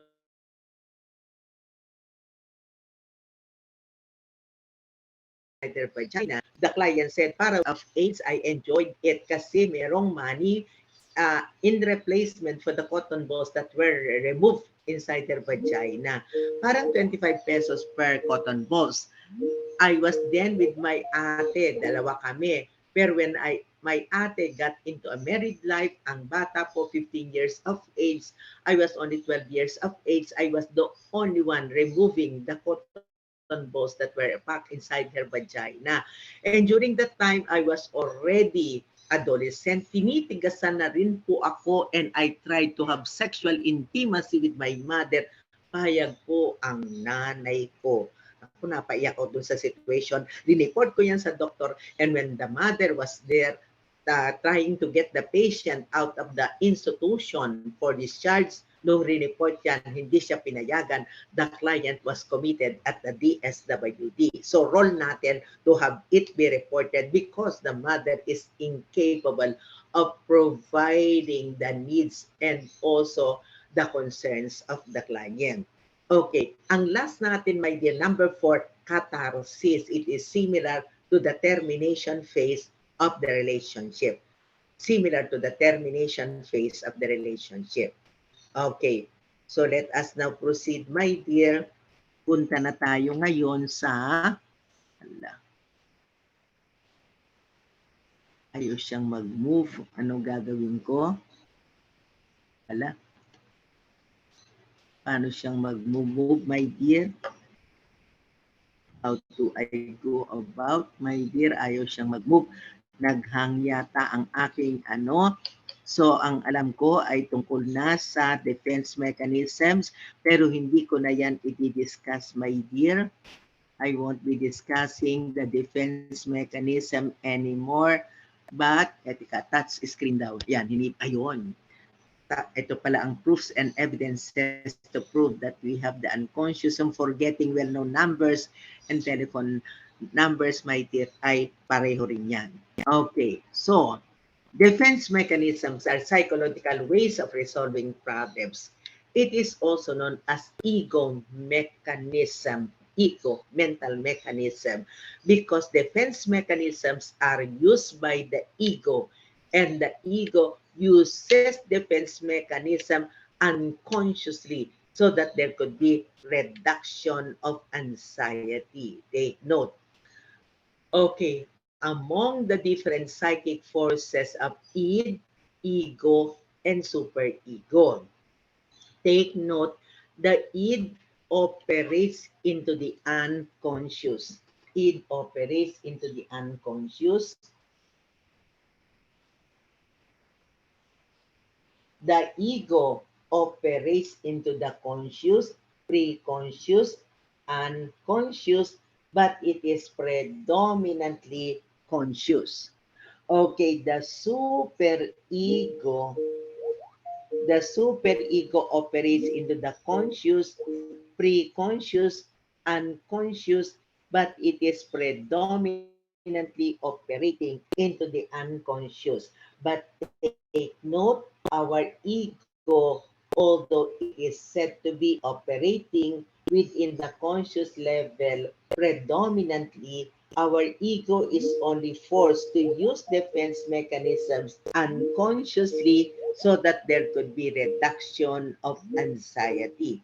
Okay, so take note, it is used also for some ways in a point that we can function. Like in denial, di ba? The school principal was able to restore their life into normalcy.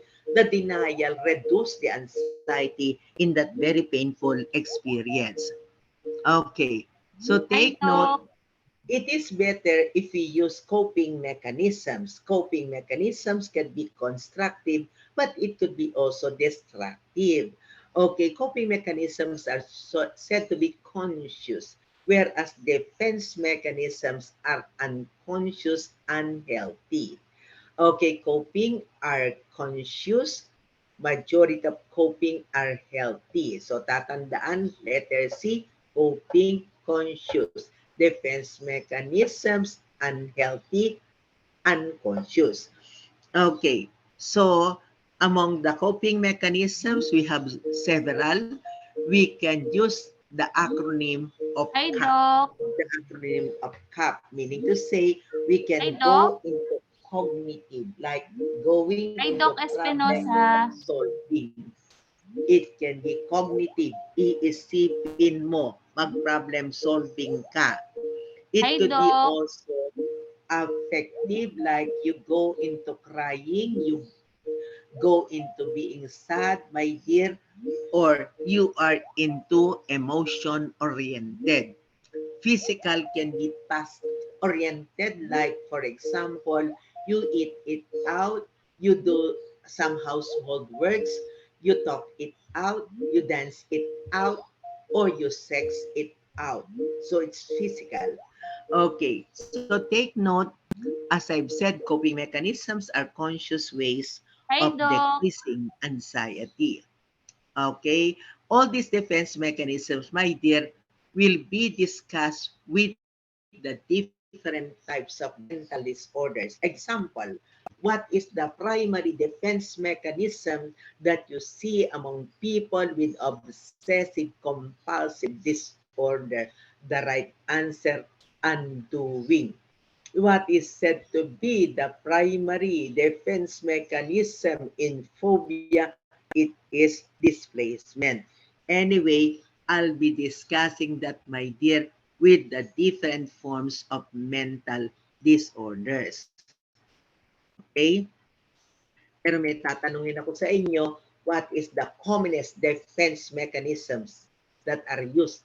Commonest, pinakamadalas na ginagamit nating defense mechanism. According to Freud, it is repression. But according to majority of our psychiatrists, it is rationalization. So you read carefully if what is asked in the board exam is Sigmund Freud's view, write down repression. According to Freud, repression is the primary defense mechanism. Oo nga naman, ano? Before we go into that uh, situation, nagre-repression muna tayo. Pag tinanong naman, walang minention na Freud, you can use rationalization. Okay. So the next, my dear, the concept to be shared will be that of stress. Okay, take note, stress is the wear and tear of the body.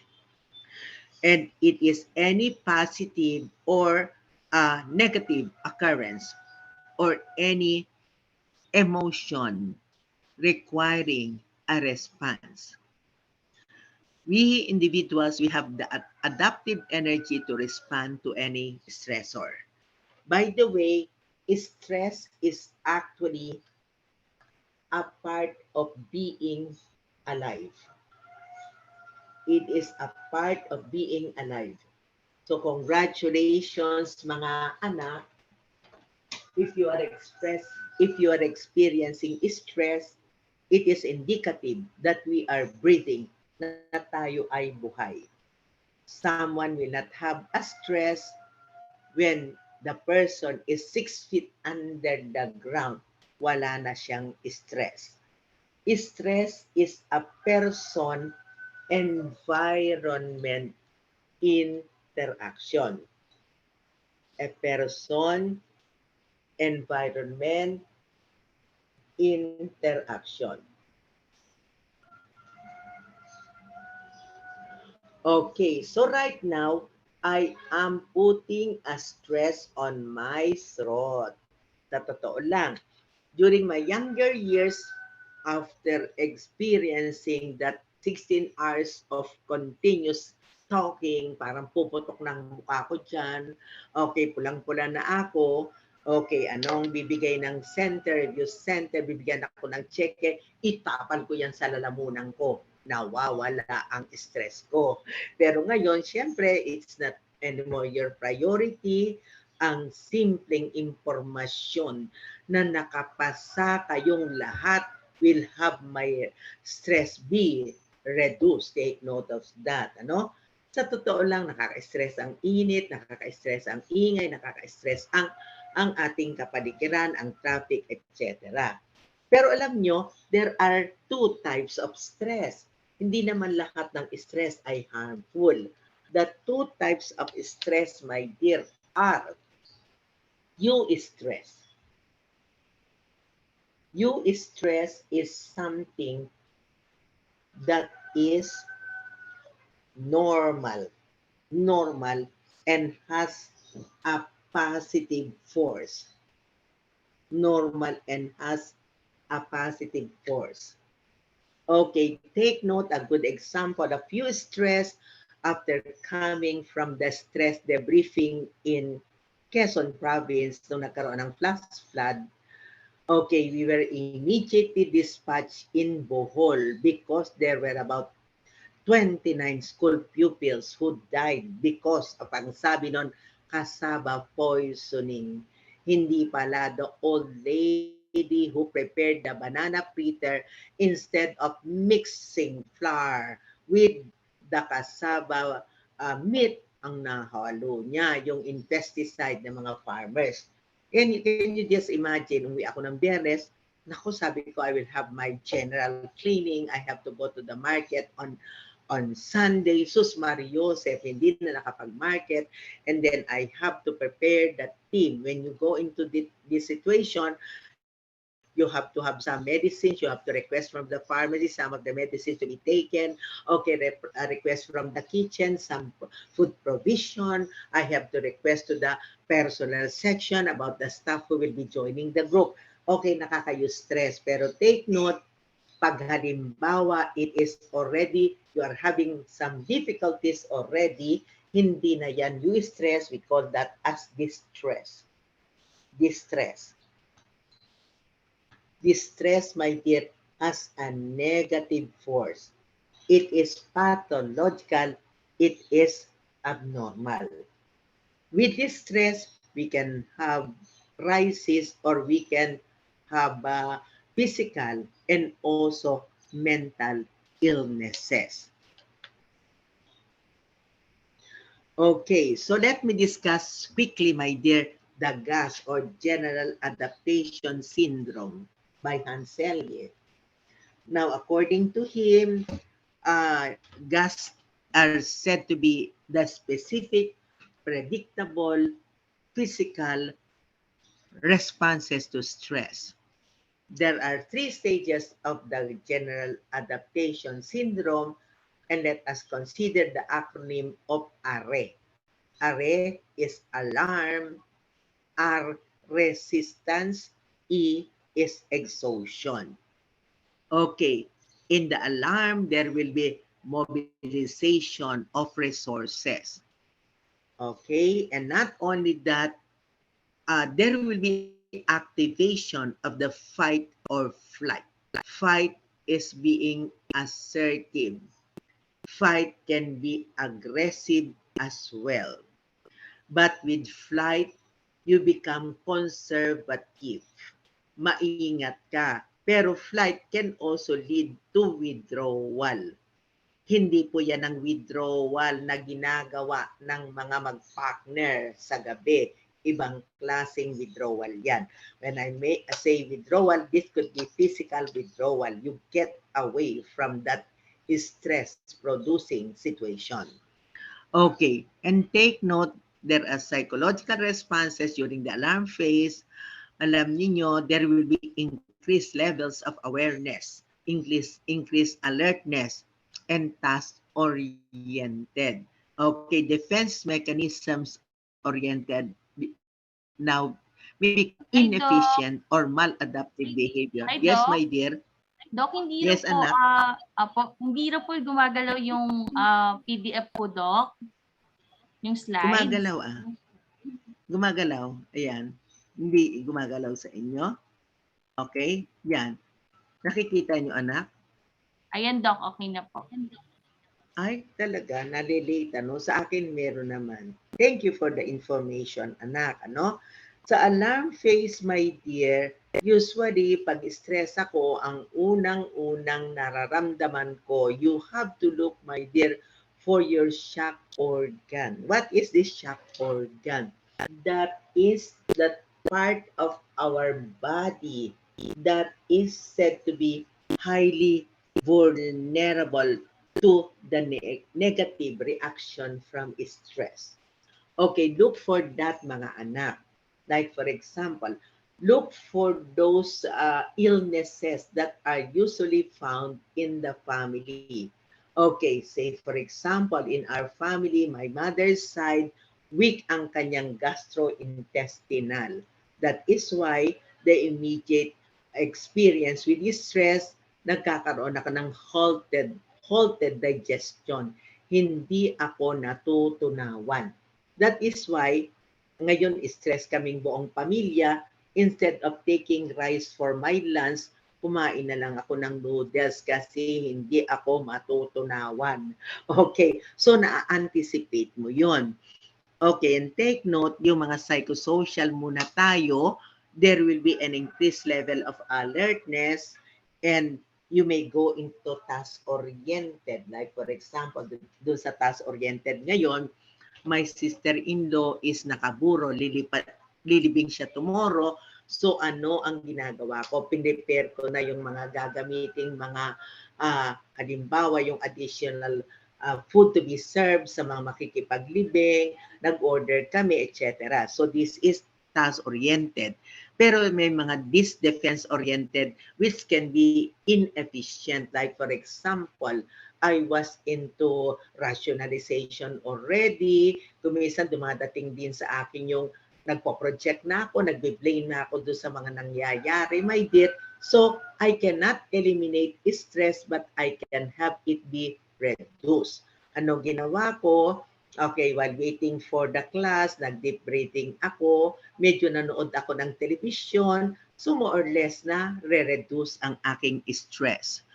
Okay. And next, my dear, ayan, gumalaw anak, mga anak, gumalaw. Let us now go to the stage 2. That is a stage of resistance. Okay, an example, my dear, can be your optimal adaptation to stress within the person's capabilities, my dear. Kumbaga, gagamitin mo na yung optimal level of your functioning.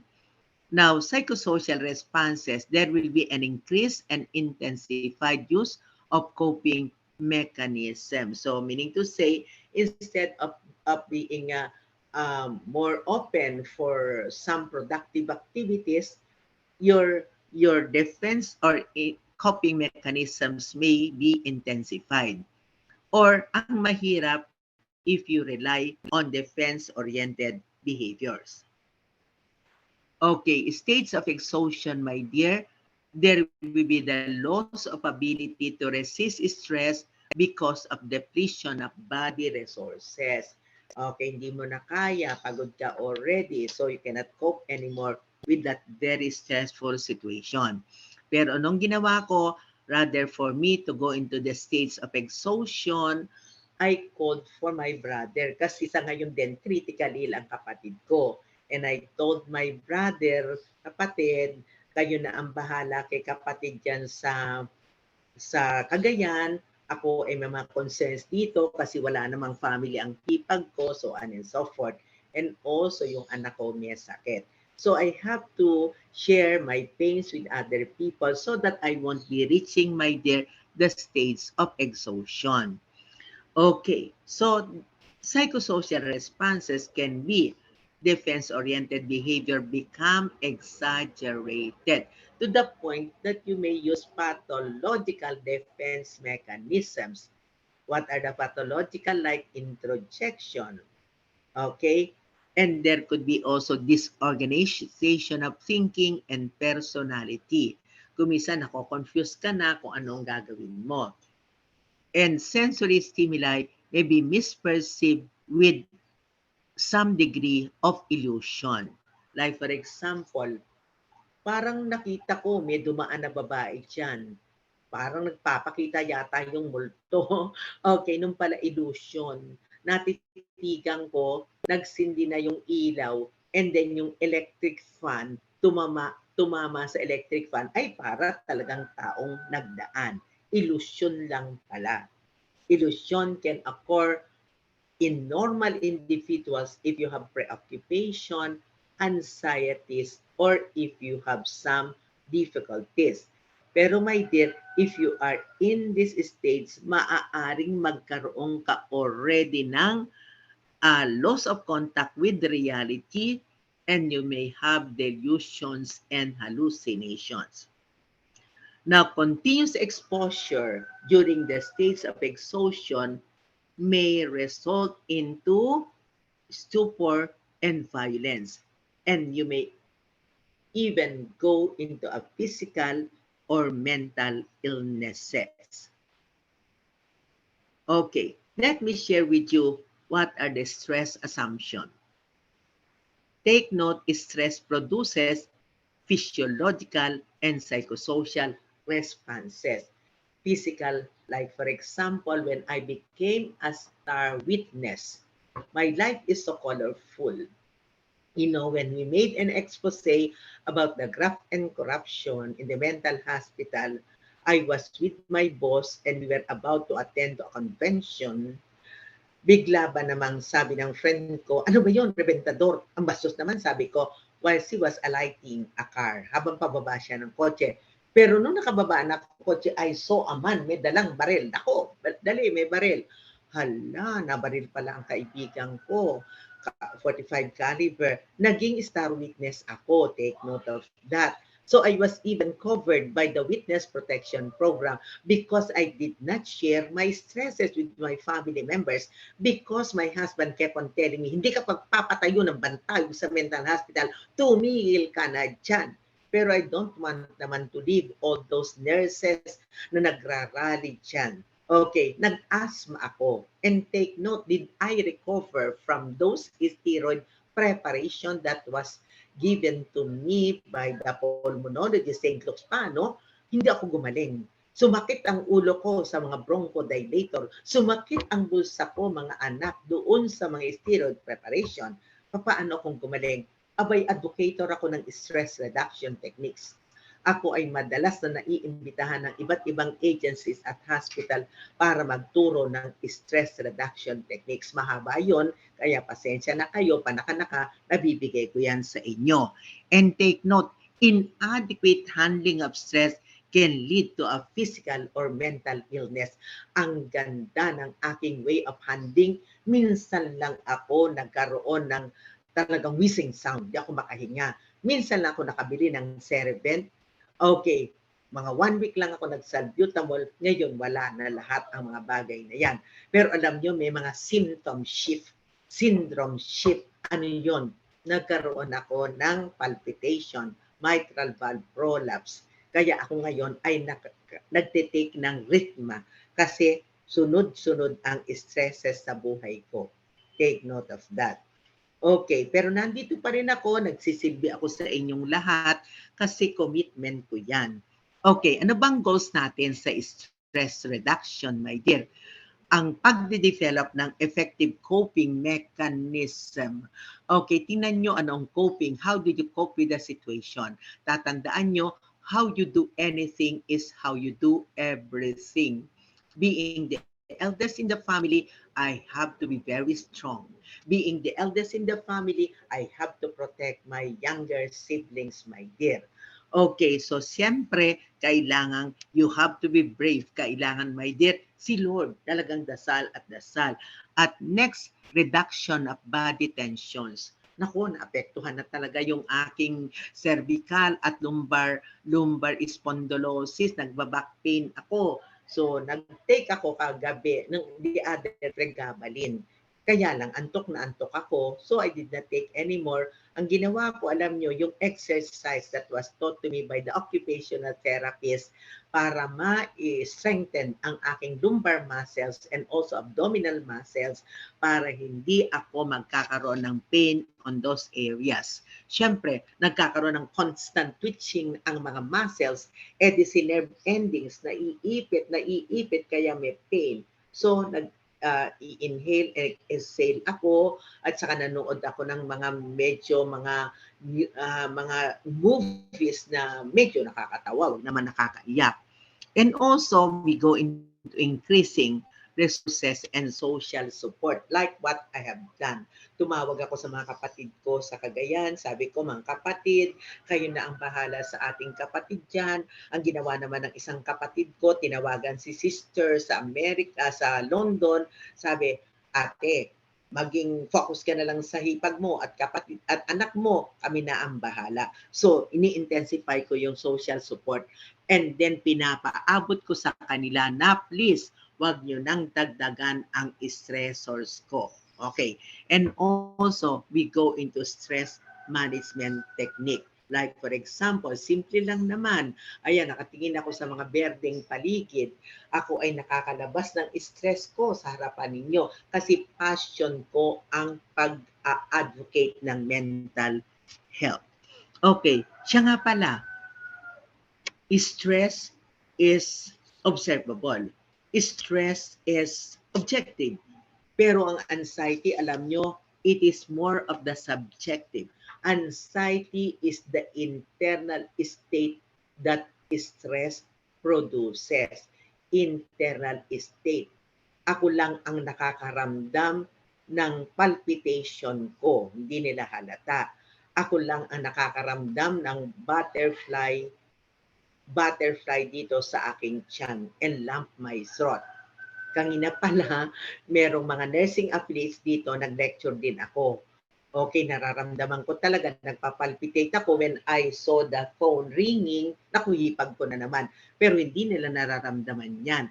Buti na lang nag-break na tawagan ko. So, my dear, kailangang maging aware tayo na internally anxious tayo pero externally nakikita nila na stress tayo. Obvious naman na stress ako sa nangyayari sa situation. Kasi until now, wala pa yung aking anak at asawa para kumuha ng death certificate, sus Mariosep. Kaya wag kayo mag-suicide. Mahal ang ataol, mahal ang hospitalization at hindi lang yan. Ang dami yung burden na ibibigay nyo sa loved ones nyo to secure for the death certificate, to look for the priest, to say the mass, so on and so forth. Kaya mabuti, magsuporta na lang tayo. Tawagin nyo na lang ako, si Lucy Torres Gomez Espinosa. I'll be most gladly na tutulungan ko kayo. Pero sa gabi ha, sa araw kasi, maraming trabaho. Okay, so hingin nyo na lang sa ating mga mahal sa top rank ang aking numbers para makapag-abot ako ng mga tulong sa mga taong nangangailangan ng emotional support. Okay, take note, stressors that precipitate anxiety is whatever the person perceives as a loss, a threat to security, or a danger. Loss, Nicolas. Iniwang kayo, Nicolas. Threat to security. Your forthcoming board examination is a threat to your security. Imagine nyo, babaksak kayo sa board examination, pero tandaan nyo, hindi dapat nakakababa sa ating pagkatao kung tayo ay pumasa o hindi tayo pumasa. kayo lang ay, I hope you will not consider the board exam as an agonizing experience, a catastrophic experience. You will be tested for the things that you have learned during the pandemic pa. So anong inaasahan natin? Kaya inaabot ng kayo talaga ng matinding threat to security. At saka siyempre, ang threat could be produced by a danger. Halimbawa, nagdadrive ang boyfriend mo, magkasama kayo, and someone overtook, naku, mababangga kayo. Ay, natural na magkakaroon kayo ng anxiety. Take note of that. Okay? So, break muna tayo mga baby. Gusto niyo muna mag-break, my dear? Okay ba, anak? Break muna? Nak-nak. O gusto niyo pagpatuloy ko muna ang general etiology of anxiety? Gusto niyo ba? Okay. Number 1, psychodynamic theory. Si Sigmund Freud ito. Kumbaga sa theory nito, wag niyo nang basahin. Haba yan. Sa theory na ito, kita nyo, sa theory ni ito, nandito si ego. Nandito si id. Nandito si super ego. Alam nyo naman si id, taning yan. Id is the one operating into the pleasure principle. Gusto ko ng sex, lundagin mo, baby. Si id, untamed, uncultured, uncivilized, bastos, walang modo, kapal moks. Diba? Id wants pleasure without postponement right now. Id is the exact opposite of the superego. The superego operates on moral principle. Okay, the superego is the judge, the one that controls, the one that scrutinizes. Nandito ngayon si ego. Si ego nag-e-enjoy naman sa gratification ni id. Pero at the same time, eto naman si KJ na superego, sus Mariosep, wag mong gawin yan. So yung bata, anong nararanasan ng bata? By the way, pag pinanganak ang infant, purely id yan. Sa occurrence ng superego, depende. May mga paniniwala ng ego ay maaaring kasabay na rin na nagpa-function ng id. Pero take note, ang sabi naman ng ibang konsepto, ang ego daw natin ay dumadating after 1 year. Pero whatever, ano? Ay, Concept ni Doc. super. Yes, my dear. Doc, pababa po ng camera po ulit for the whiteboard po. Yan. Ayan. Po. Ayan, Doc. Thank you po. Wonderful. Thank you po. Thank you, my dear. Thank you. Okay, ulitin ko, ha? Ito si ego. The ego enjoys the gratifications that are provided by the id, my dear. Okay, dalawang konsepto ang paniniwala na nag-o-occur ang ego sa ating personality. Ang isa sa mga konsepto, at birth, ito daw ang isang konsepto. At birth, ito yung halimbawa yung bata. At birth, pareho siyang may id at meron na already ego. Okay. Pero yung isang konsepto, ang bata daw, purely id, pagdating lang daw ng 6 months, nagkakaroon ng ego. Okay. Eto ngayon, si ego hates the restrictions that are provided by the superego. So si ego ngayon, magkakaroon ng conflict. Okay, ano ang early conflict? Ang early conflict, halimbawa sa anal phase. Anong nangyayari sa child of 1.5 to 3 years of age? Ano ang conflict na kinakaharap ng child of 1.5 to 3 years of age? Remember, this is what we call as the toilet learning stage of development. Okay, so the child during this period will develop an ambivalent feelings of love versus hate. Love versus hate. Kita, anak. Okay, so nagkakaroon siya ng ambivalent feelings. Ambi is both valent, both feelings. The child of 1.5 to 3 loves the mother. Kasi si nanay ang nagbibigay ng care sa akin. The mother is the one that gives me the milk and the toy. Pero nakakainis si nanay, swangit Bakit kaya? Because my mother is the one that imposes the strict toilet learning standards. Si nanay ang nagsasabi, you defecate properly, you urinate properly, don't scatter your urine in the sala, etc.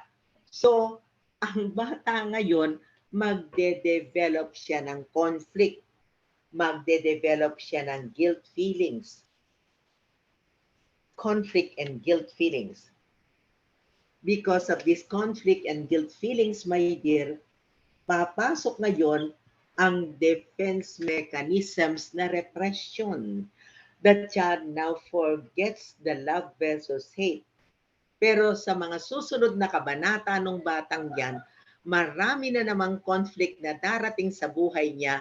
Ayun, doon nagkakaroon ng anxiety. Take note of that.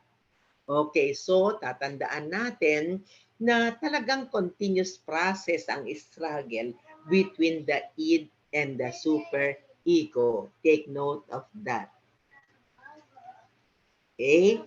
So, let me now proceed, my dear. Another concept. Ito yung kay Harry Stack Sullivan.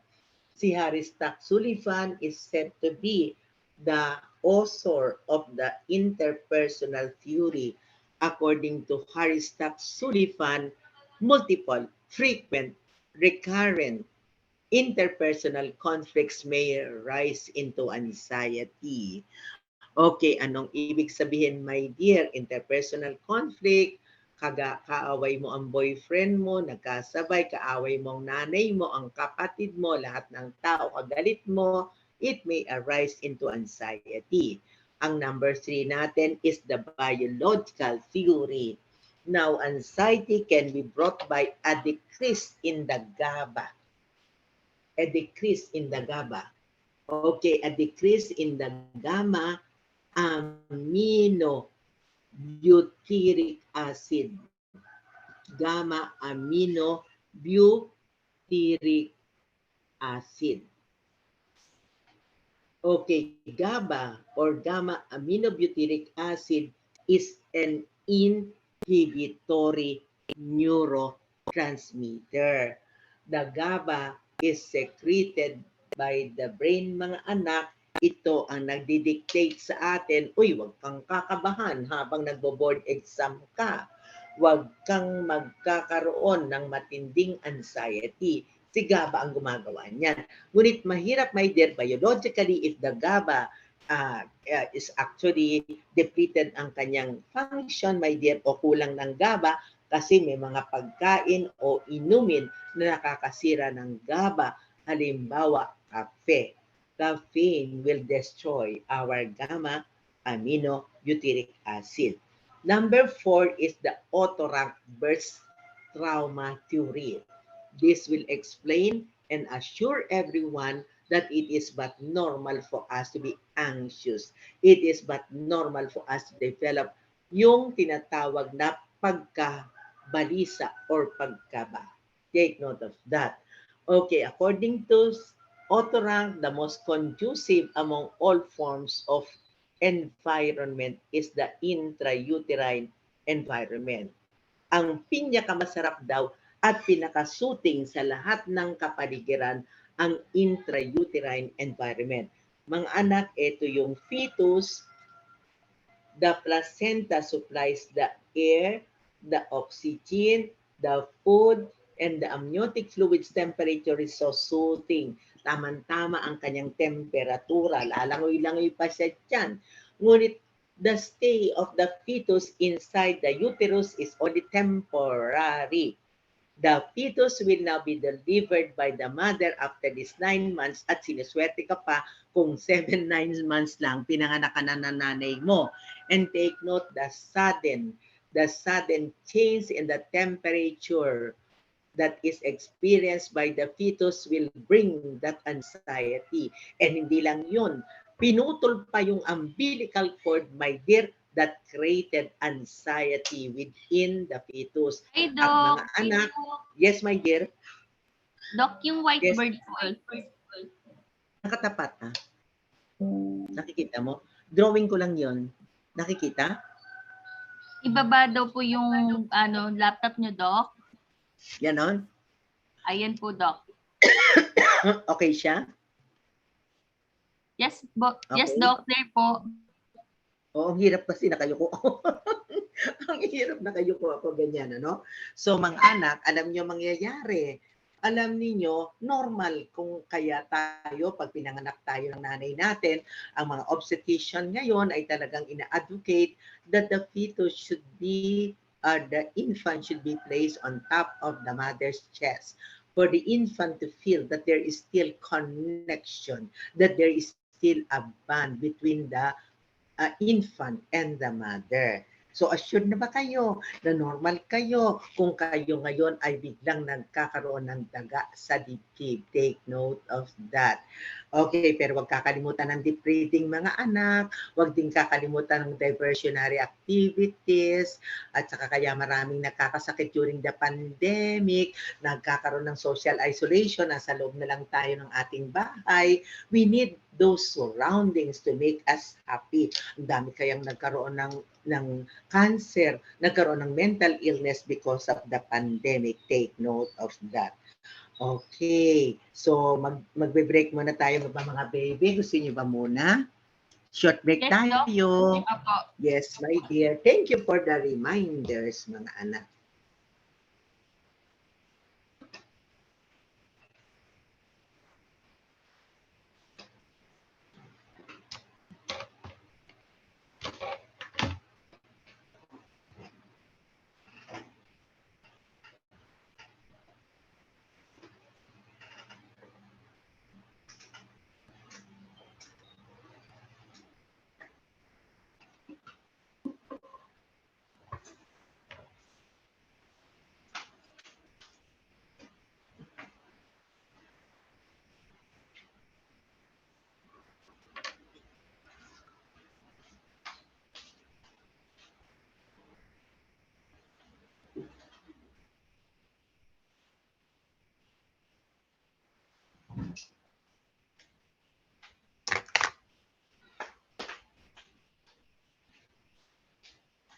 How are you? Nandito na si ano?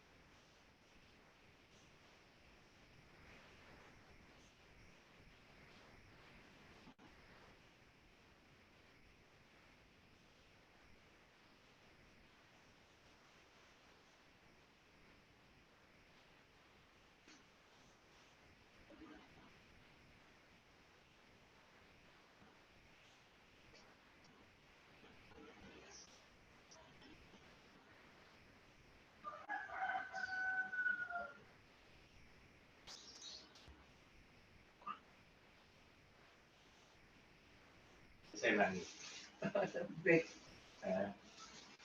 Pagka minimize mo lang yung words. Minimize is nasabi ko. Hindi. Hindi kasi maraming kami karang napapalit ka ng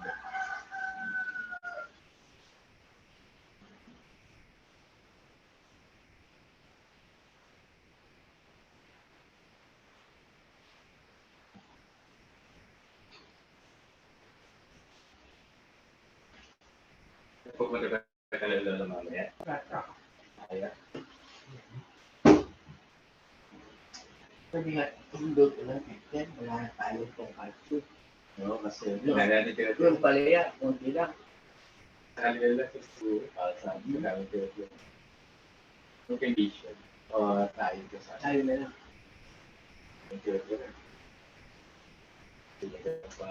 Wala, tayo ko na ngayon lahat. Sama kapatid sa umaga, hindi mga tira-tira. Hirap ng lecture, hindi ko pinaktas.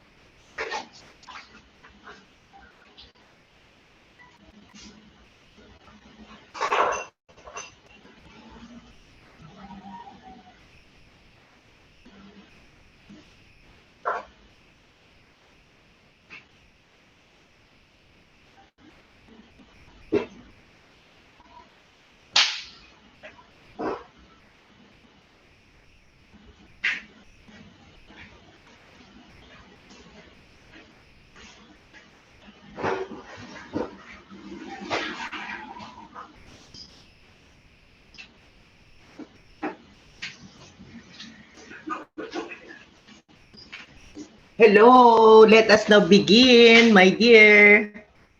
Dear, okay na? Okay na kayo? Let us now proceed. Knock, knock. Nandiyan na kayo uli? Okay na. Proceed na tayo. So there are 4 levels of anxiety. Usually, what are the questions to be encountered regarding the levels of anxiety? Now, ang lumalabas, ano kaya yung level na wherein there is that narrowed perception? Anong level yun? Okay, that is the moderate level of anxiety. Ano kaya yung level, my dear, that will lead to mental block? Anong level ang nag-lead sa mental block? That is severe level of anxiety. Will there be a learning when the person is on the moderate level of anxiety? Oo naman, provided that there is a supervision. What is that level of anxiety that can cause death, my dear? That is the panic level of anxiety. Minsan tatanungin din kayo na, na mga questions na, how do we cope with anxiety? So it depends upon the level of anxiety. So under which we have the mild. In the mild level, there is that total focus in the situation. There is an increased attention and motivation. And I am hopeful that everyone is now into the mild level of anxiety wherein you are totally focused for your review session. Kalimutan nyo muna ang mga bagay, mag-suppression muna kayo, pansamantala, okay naman ito, magde-denial, nako, pansamantala, pwede rin naman yon. Pero for long of denial, my dear, you won't be able to face the problem realistically. So, kailangan pansamantala lang the use of defense mechanism. Okay, nagkakaroon ka ng increased attention motivation because your board reviewers will be telling you that you are now the jewels. You are the diamonds of the Filipino people because we are in need of you. Kailangan kayo. Perhaps you will be inspired that after your graduation, magkakagulo ang mga hospital. Lulundagin kayo, baby, kasi they are in need of nurses. Hindi mo na malaman kung saan ngayon kukuha ng nurses. And can you just imagine, yung nag-duty last year dito, sa Mabini Colleges, 5 na sa kanila ay naging USRN already. Ang bilis-bilis ng panahon. Okay, and take note, my dear, you don't need to use your defense mechanism. Okay, you use your problem-solving approaches, you face the problem realistically, hindi na natin kailangan ang mga bagay na maladaptive, my dear. And take note, you use adaptive coping, like for example, logical reasoning or the use of problem-solving approaches. Okay, let us now go into the moderate level.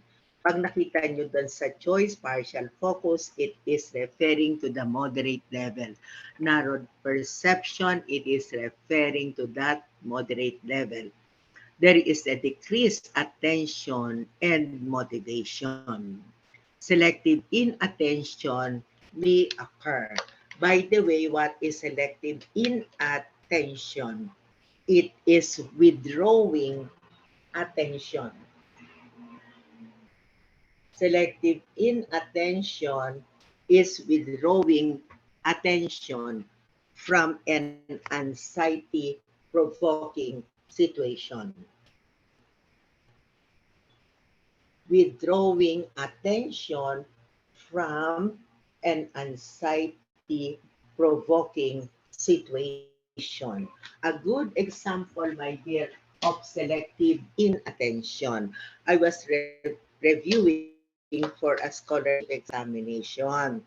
Kasi sabi ng tatay ko, yung matrikula mo, sa'yo na lang pag naging scholar ka dyan. Pero they were uncooperative because while I was having my review, I overheard them to be having some discussions already. Nakakairita. Okay, so ang ginawa ko, I decided to stop from studying kasi hindi ko maintindihan ang binabasa ko. Okay, and nanood ako ng nahiga muna ako, pero my brother became worried. Ako, ate, wala pa tayong lunch. Malaking problema yan. Another brother came to my auntie. My auntie came in and she brought some food for the entire family. And then sabi ng aking auntie, kumain ka na Lucy, mag-freshen up ka, at mag-aral kang muli. Okay, take note, moderate can be therapeutic nang meron ng supervision ang aking auntie. Alam niyo, when I took the examination, nakapasa ako. So, siyempre, the first person to know that, ang parents ko. Takbo ako dun sa favorite place nila, yung kitchen. Nagulat ako. Can you just imagine? Yung aming mga breakables that were about 30 pieces, naging libo-libo already. I did not hear na nagbabatuhan na sila ng breakables kasi nagkaroon ako ng selective inattention. Take note of that. Kung minsan sasabihin, hindi mo naintindihan na nandun ka, etc. Baka naman nagkaroon ng moderate level of anxiety yung person na yon, kaya hindi niya na uunawaan ang nangyayari. In here, gamit tayo ng palliative coping. Anong palliative coping? Like what I have done, ako ay nanood muna ng television, nag-freshen up ako. These are all palliative coping. Okay. Ang maganda rin, mag-brisk walking kayo if you are into the moderate level of anxiety. Number 3, severe. There will be no learning that will occur if you are in the severe level of anxiety. Sabog na kayo, or there is that scattered focus. Scattered focus. It is psychologically painful. Napakasakit, Kuya Eddie. Okay, it may lead to mental block, use of defense mechanisms, and other maladaptive coping may occur. Okay, ano yung maladaptive coping? You go into alcohol, you go into tobacco, nagkakasino ka, you no longer report for your duty, okay, nag-overeating ka na. These are all maladaptive coping. And take note for for severe, alam nyo makakabuti, you go into jogging. Okay, yung mga energy draining activities. Ano energy draining activities na ginagamit namin? Talagang zumba na perspire ang patient. Okay, may mga karate strokes pa ang patient. Very effective. Okay, panic level. In the panic level, my dear, you'll find out that the client will have a wild and desperate behavior.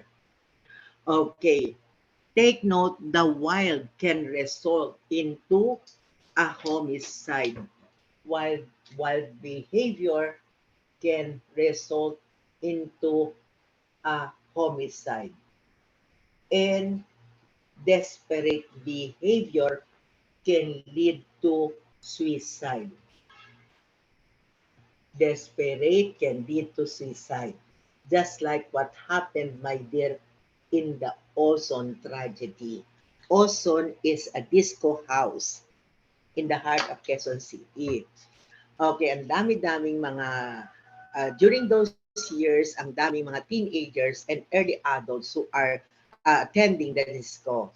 Pero nagkaroon ng fire. Nung nagkaroon ng fire, can you just imagine, there is only a small exit going out of the disco.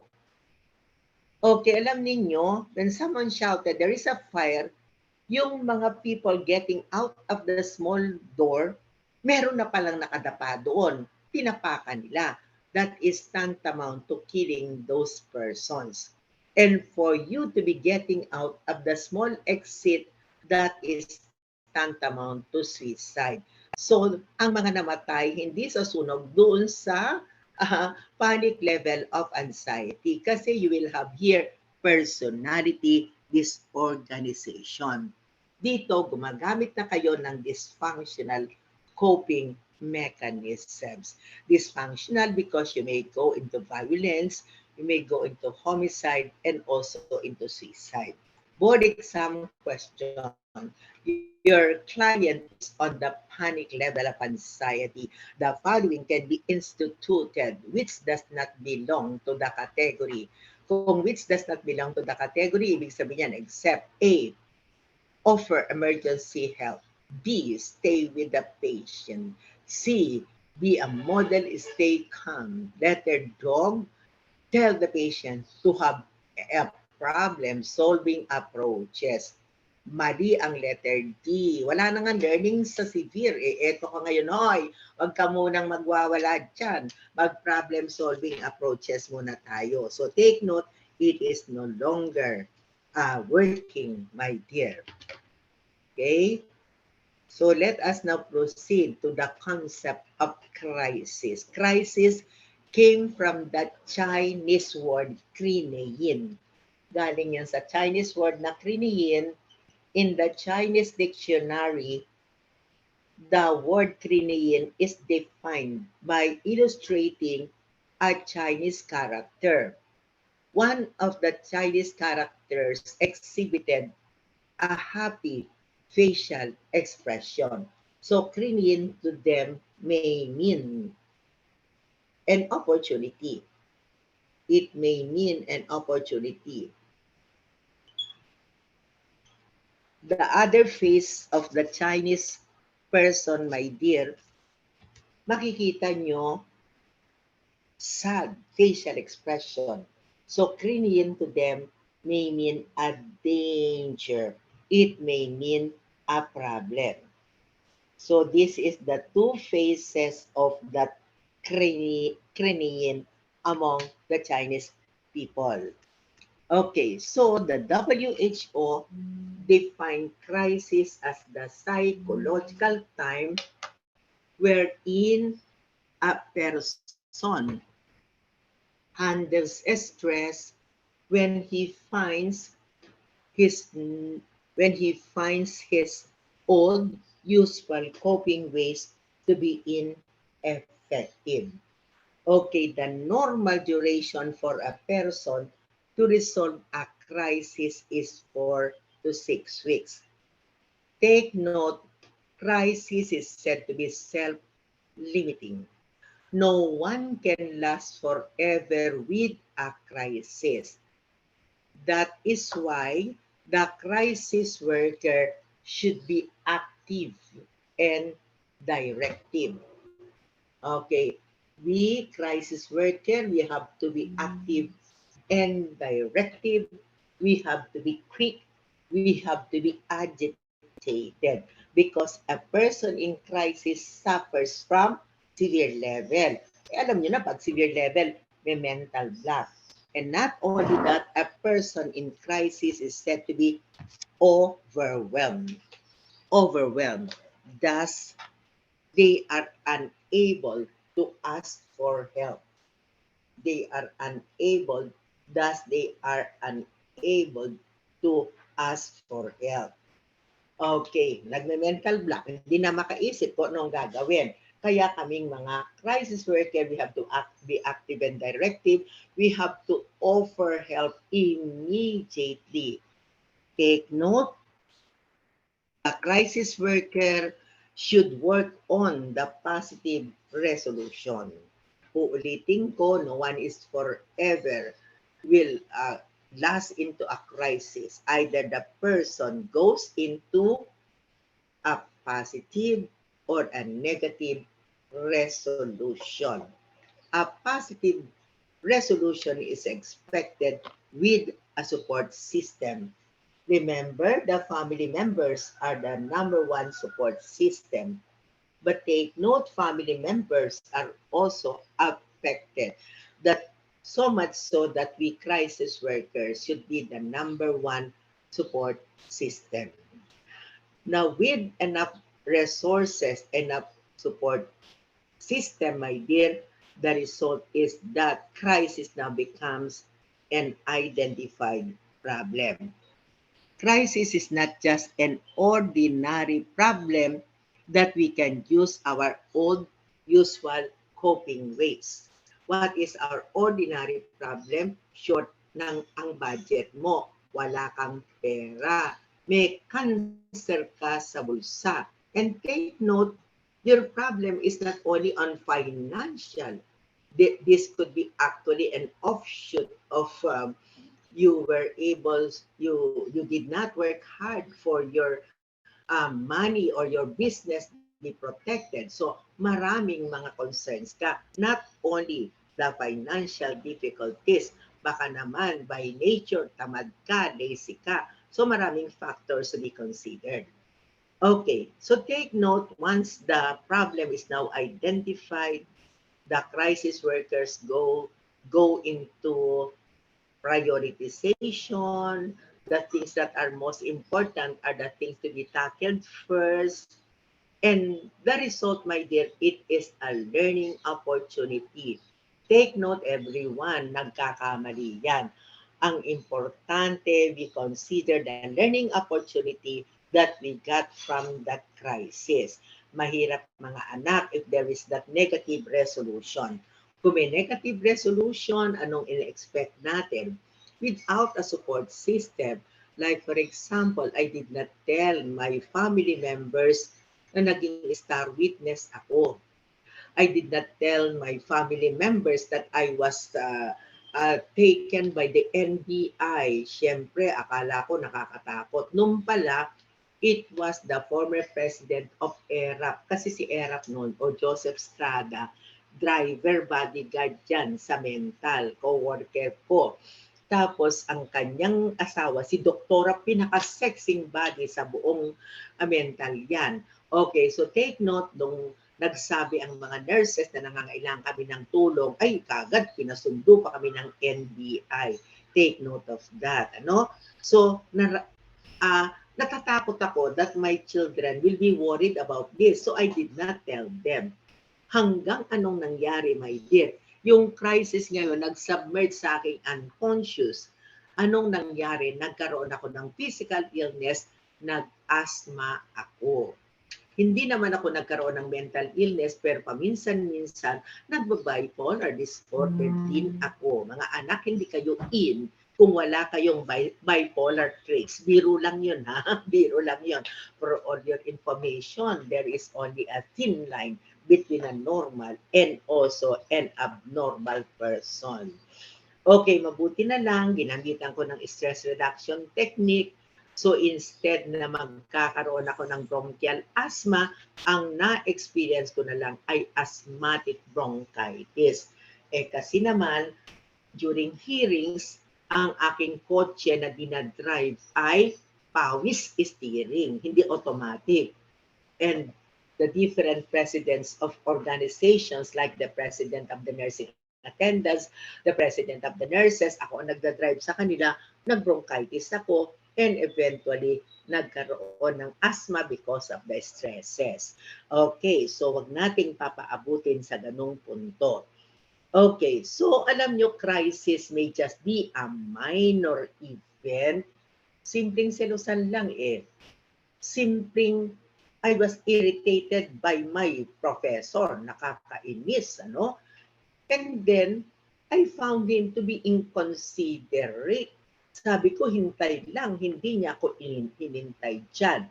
Okay, a simple irritation, simple inconsideration. The result, my dear, is that of stress. Okay, tapos my dear, nagkaroon ka pa ng series of stressors. Ano yung series of stressors mo? Abay, bumabaksak ka na dun sa isang subject sa school mo. At another one, si tatay, binawasan ka na ng allowance kasi nawala na ng trabaho. And then it occurred into a severe disorganization at nagkataon there was lack of usual individual resources or individual coping mechanisms, my dear. Halimbawa, ang classmate mo, ang BFF mo, also very busy with the board exam review. So you were ashamed na sabihin ang difficulties mo. O kaya naman, there was a failure of coping mechanisms like a friend said, wag mo nang isipin yan. Let us just go to a party. You'll be meeting new people. Kalimutan mo na yan. Okay, ang coping mo, you went out with your friends. Okay, nagkaroon ka ng ibang mga kaibigan, akala ng boyfriend mo na nagpo-projection, akala ikaw ang may other man sa buhay mo, nang ligaw ng iba. Okay, yung linigawan niya, yung best friend mo na nagsabing disco tayo, mag-outing tayo, siya palang nagsasabing attracted ka with another man. Nabuntis si best friend and you are now crying. 5 years is 5 years. 5 years na kami ni Kulas, 10 years kami magbe-best friend. Okay, ang resulta, my dear, crisis. Can you just imagine, ano? Ganyan kasimple. Gaya halimbawa ng pandemic, di ba, nagsimula yan sa kababuyan, ay baka, sorry sa kasalulaan ng mga Chinese, o ano-ano kinakain. Ayan, nagkaroon tuloy tayo ng coronavirus. Pero can you just imagine, until now, ang tindi-tindi ng pinagdadaanan natin. At parang hindi pa resolve, ang dami-daming cases ngayon. Number 1 tayo sa buong Pilipinas na mataas ang incidence. Number 2 ang diet. So, sinusubaybayan ko yan dahil ang aming mga nursing affiliates now are coming from diet. So, laking dasal ko na sana walang may dalang COVID because before their affiliation in here, they have to be subjected into antigen test. Okay, yung stages of crisis, my dear, wag na natin yan. Kukulangin tayo sa oras. Let us now apply the nursing process in crisis. The first step, you go into assessment. What is to be assessed must be that of the immediate precipitant. Immediate precipitant. The board exam question says your assessment for the crisis should start out with A, during the childhood years. Assess daw yung childhood.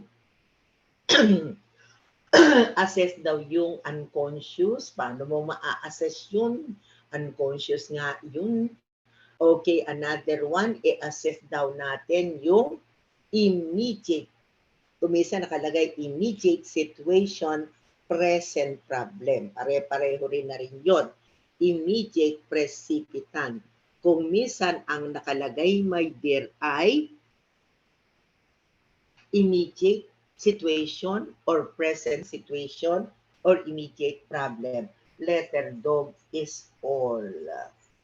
Okay, mali si childhood. Kulang kayo ng oras. Take note. A person in crisis can be suicidal. Kakalkalin mo pa ba yung childhood? Kulang ka ng oras. Unconscious, hindi mo roll yun. Roll. Yes, anak. Doc, di po makita ulit yung whiteboard, pababa po nung camera. Ganyan? Ayan, Doc. Yes po. Ayan. Thank you, Doc. Okay na. O sige, babalikan natin. Pag tayo ay nagka-crisis intervention, sa assessment daw natin, ano ang kakalkulin natin? Yung childhood history, hindi, kulang tayo ng oras. Take note, a person in crisis can be suicidal and homicidal. Maaaring patayin niya yung kanyang boyfriend na nag-iwan sa kanya kasi buntis siya.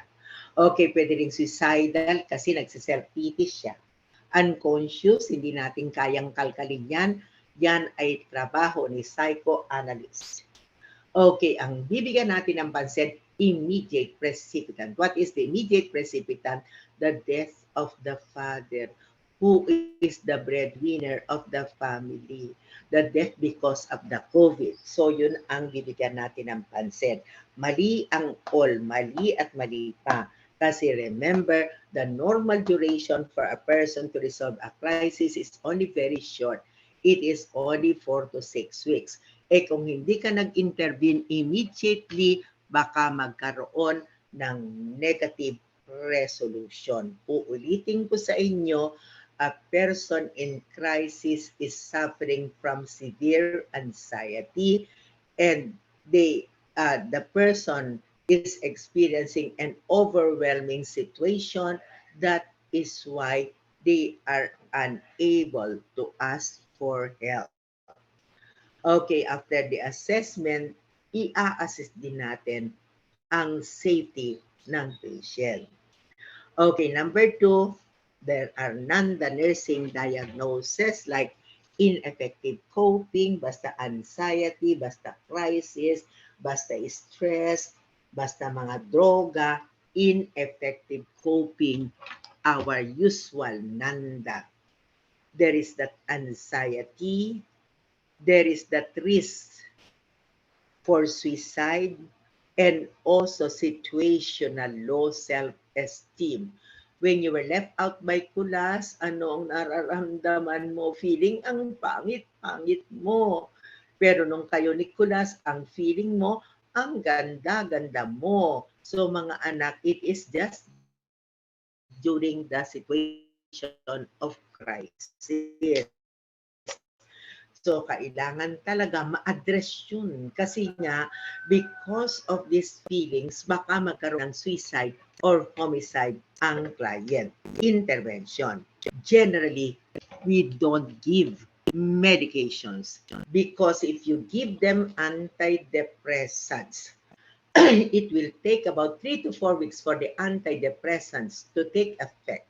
Tapos na ang crisis, saka pa lang magiging effective ang antidepressants. Momentarily, if there is a need, like for example, severe anxiety, there is personality disorganization, we only give anxiolytic in a short period of time or a short-term basis kasi nakaka-habituate ang anxiolytics. For the intervention, our priority is safety. Take note, the danger of suicide and homicide is still expected within it will persist up to 2 to 3 months after crisis has abated. Nakikita nyo mga anak, after 2 to 3 years has abated. Kuha nyo?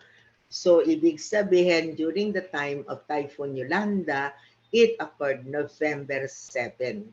The normal duration then was until the 3rd week of December. Tama ba yun? Okay, 3rd week ba? O nga, 3rd week of December. So take note, the danger of violence like suicide and homicide may occur until February and March. Tama nga. During the months of February and March, there were so many referrals coming from Tacloban. Like a woman, pinutol niya ang kamay ng anak niya. Okay, merong client, hinilera pa niya yung mga anak niya, pinagpupugutan niya.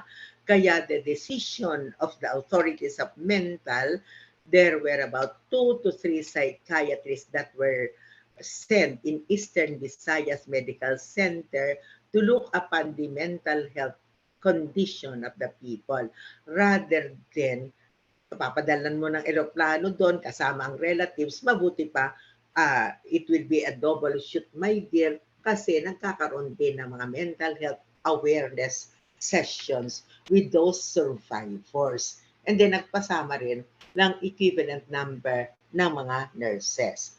Okay, punta na tayo sa intervention. Sa intervention, it is better to intervene during the normal duration of the crisis and not after crisis has abated.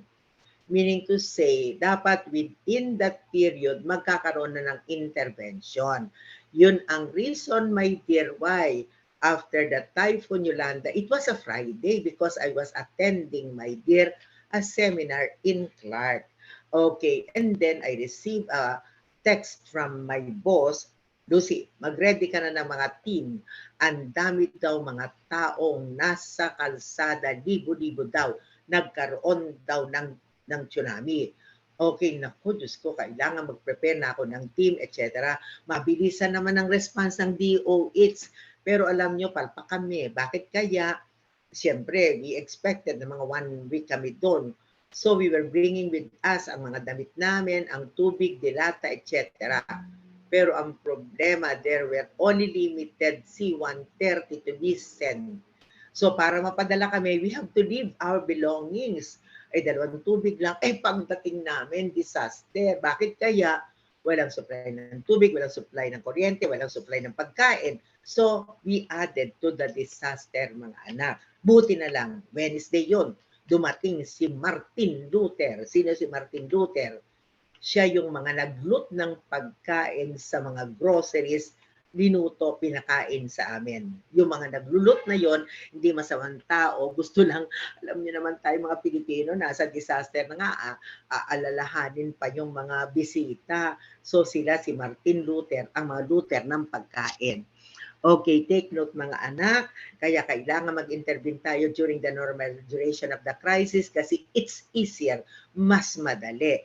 And a person in crisis is said to be generally receptive to ask for help. Okay, kumbaga, uto-uto sila. Kahit anong sabihin nyo, sinusunod. Kung ang magbibigay ng help, my dear, ay katulad na mga manghuhula sa Quiapo o katulad ng mga nagtitinda ng mga bark of trees at kung ano-ano pang mga hocus-pocus dyan sa Quiapo.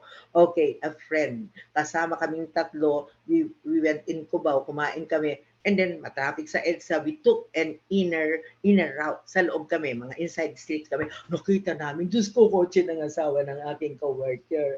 Nakaparada si in front ng apartment. And then sabi niya, nagdududa na ako dyan sa asawa ko bumaba kayo, puntaan ninyo. Kasi kapag nakita ko, sasapakin ako. Tanga naman namin. Bumaba kami, naka-uniform. Di obvious na kami ay mga nurses at kasamahan ng kanyang husband, ng kanyang wife. Ala, nakita namin babae, naka-bathrobe na ganyan. Ano sabi? Wala siya dito. Anong nangyari? Pagdating ni husband, nag-away sila. Away pa rin. O di, dumadating kaibigan namin, she was already crying. Okay. And may mga instances na maraming to be rushed in the hospital. So, hindi na kami nakakapakinig. Ninervyos kami kasi 1 week nang hindi pumapasok. And then pumasok, alam mo yun, naka-dark eye glasses, nung pala may black eye. Bakit kaya nagkaroon ng black eye? Kasi we were not around. Walang mga support system who can give bright ideas, support system who will assist in the problem-solving approaches. You know, her recourse, she went to Padre Nazareno, lumakad ng paluhod, okay naman yon. But when she went out of the Quiapo Church, manghuhula said, hula. Mrs., alika hula ang kita. Kung saan tayo may problema ka sa asawa mo. Di naniwala naman siya. Sabi ko nga sa kanya, obvious naman na may problema ka sa asawa mo, nahulaan nga, etc. You know, the old woman talagang very intelligent. She told me to buy the bark of trees that she was selling. Binentahan siya ng bark of trees. Okay, anong result? Mag-LBM, your husband will suffer from loose bowel movement so much so that the love and adoration with the girl can be defecated at babalik sa iyo ang pagmamahal ng mister mo. Ginawa nga ng friendship namin, nag-LBM, muntik nang namatay ang asawa niya. And then, ang worst, alam nyo, the manghuhula told her, haluan mo ng menstruation ang kanyang pagkain at inumin para babalik ang kanyang pagmamahal. De uto-uto, my dear. Kaya kailangan a professional help should be the one to offer help. Okay, it takes less time kasi pag mag-o-offer tayo ng help during the normal duration of the crisis and it is more effective. Okay, so maraming beses na nakikita ko, very effective ang intervention during the normal duration. Hindi ko na iisa-isahin yan. Okay, it is also important so that we can prevent the development of further development of dysfunctional coping pattern and also further decompensation and violence. I repeat, when we offer this immediate assistance, it will prevent the development of dysfunctional coping and also it will prevent, my dear, further decompensation and violence. In terms of our nursing intervention, we don't go into consistent nursing intervention, but we go into flexible intervention. Okay, bakit kaya importante ang flexible, my dear? Kasi you have to be quick. So dapat mabilisan, dapat flexibility ang importante. Halimbawa, Dumating yung aking driver, nagseselo sa kanyang misis. Pagdating, iyak ng iyak. Ma'am, nakita po ni Utoy, anak niya yon, papasok po sa Bermuda Court ang aking misis.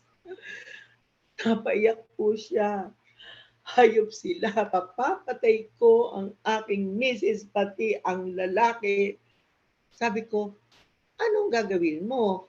Makikita mo yung mga lalaki na yun, ma'am. I withdrew my money from the ATM, pambayad po sa kanila. Okay, sa intervention, nakafocus tayo sa feeling tone. Pero can you just imagine, I became flexible, tumigil na ako sa kaka-feeling at naging 2 letter C ang approach ko. Okay, pinocus ko ngayon ang approach ko, my dear, sa cognition. Ano kaya ang mangyayari kung sakali mapapatay mo ang misis mo at ang kanyang other man? So yun ang 2 tatandaan natin. You focus now into cognition and point out the consequences of one's behavior. Okay. Flexible kasi kulang na tayo ng oras, hindi tayo po pwedeng consistent, nakafocus kayo sa feeling tone, sabi ko doon sa driver ko, anong naramdaman mo, ma'am? Masakit po, para akong gago. And then galit na talagang sinusuntok na sa dingding namin.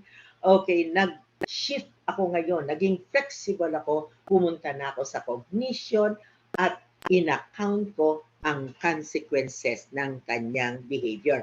By the way, never attack their defenses. Tatandaan natin. If you attack their defenses, the more you will be lowering their self-esteem and ego integrity. Halimbawa, sasabihin mo, ang hina naman ng pagkatao mo, babae lamang yan. Wag mong gagawin niyang iniisip mo, ang tanga mo, ang daming babae sa mundo. Hala, counterproductive pala yun. Kasi yun na nga ang kanyang coping, inaatake mo pa. Okay, ang gagawin natin, we gently encourage the positive coping. Example, maganda ang ginawa mong aksyon when you went to me to ask for help. You go into gently discourage those negative coping by telling, aside from what you told me, that you would like me to accompany you in Bermuda Court. Ang gusto ba naman, sama ko sa Bermuda Court. Kung Diyos ko, anong gagawin ko, baka wala ito, no? Pero ang solusyon ang galing din sa kanya, ma'am, hindi po ba ang kapatid ng misis ko, chief ng security, hingi po tayo ng tulong para samahan po tayo. Okay, pero promise, walang sakitan sabi ko doon. And then, ang ginawa ng husband ko, inakbayan si driver namin. And then, ang ginawa ko naman, hawak-hawak ko sa kamay. Alam nyo, it was the brother of the missus na ginulpe. Kaya lang, referee kami doon sa situation. So these are the most important principles to be followed, my dear, in crisis intervention.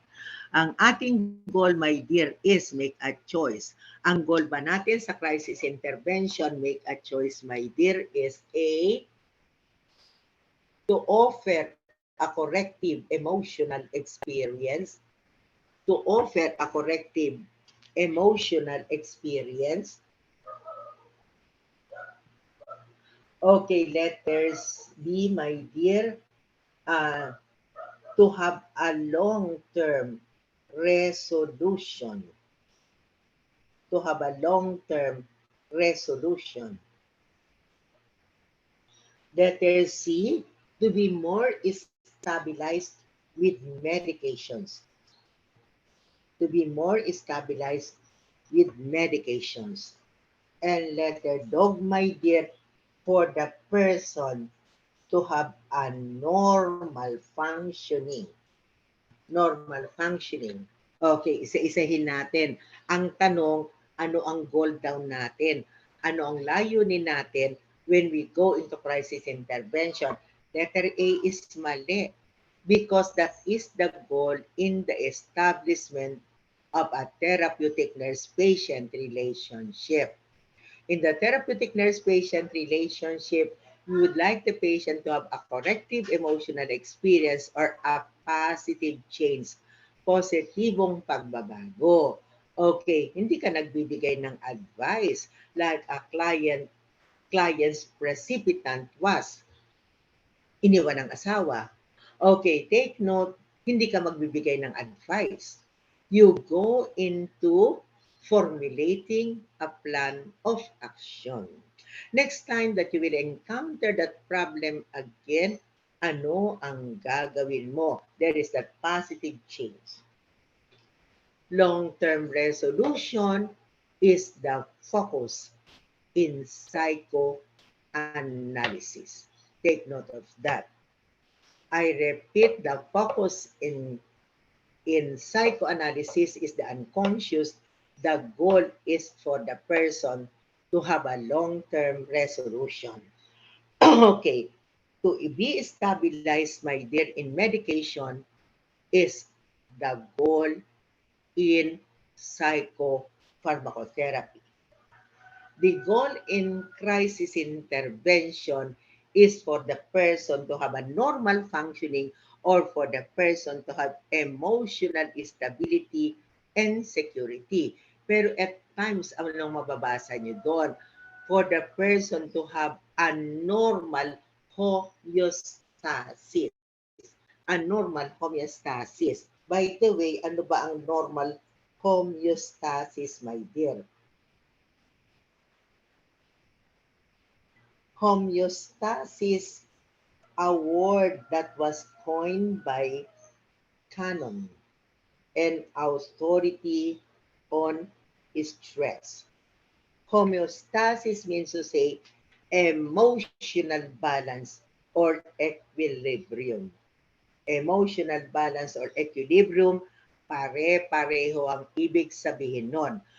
So, ganun kasimple ang goal ng isang crisis worker.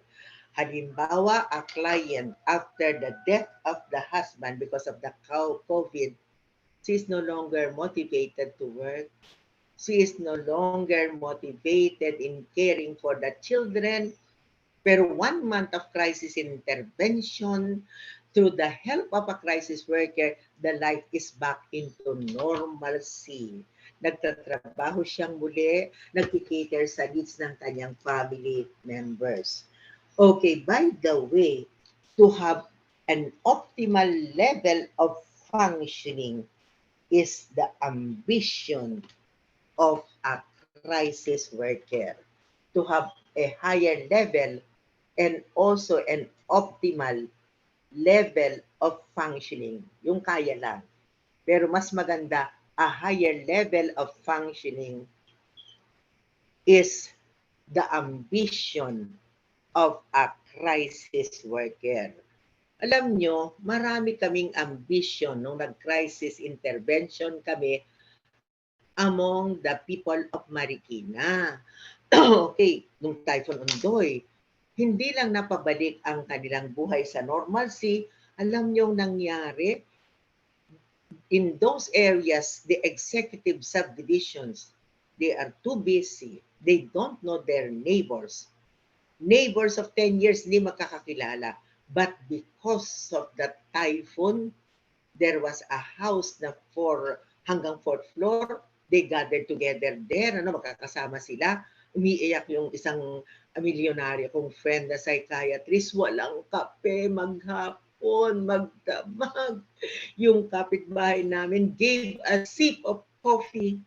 Alam mo, nagkaroon kami ng asosasyong magkakapitbahay and then na-built ang resources namin na halimbawa, tumaas ang Marikina River at that level, everyone is informed na pag ganitong level, ito, maririnig mo ang siren ng every 30 minutes. Pag nag-siren na ng every 15 minutes, moderate na yan. Pag tuloy-tuloy na, severe na, dapat mag-evacuate na kami. At hindi lang yan, they are very rich, so they built an area, a common area, for all the people of that executive subdivision to stay during the overflowing of the Marikina River. Malaki kasi yung Marikina River na yon, mga anak ko. Okay, so let us now go to the WHO DOH Mental Health Psychosocial Support Services. Mga anak, standard ito, pinaghirapan namin sa mga DOH personnel, pati na ang World Health Organization.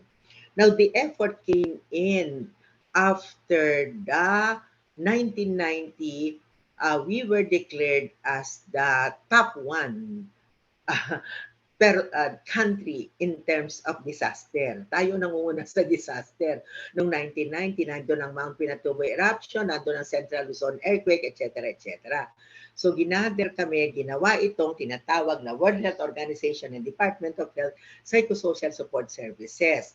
Okay, within the first 24 hours, halimbawa may sunog, we have to offer psychosocial or psychological first aid or psychological band-aid or what we call as psychosocial band-aid.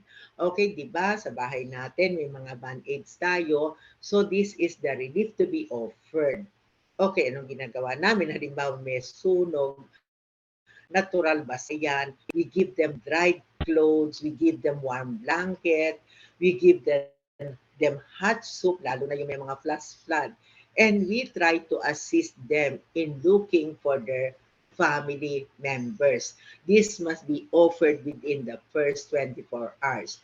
You know, the proponent of this psychosocial first aid, so Dr. Van Omeren, talagang dumating pa dito sa Pilipinas para turuan kami. Akala mo ganun kadali, pero ang hirap pala ng proseso ng psychological first aid. Okay, and afterwards, mga at least 1 week. Pero alam nyo, mag-assessment muna. Katulad nun, pinadala kami sa Typhoon Yolanda, talagang dapat accurate assessment.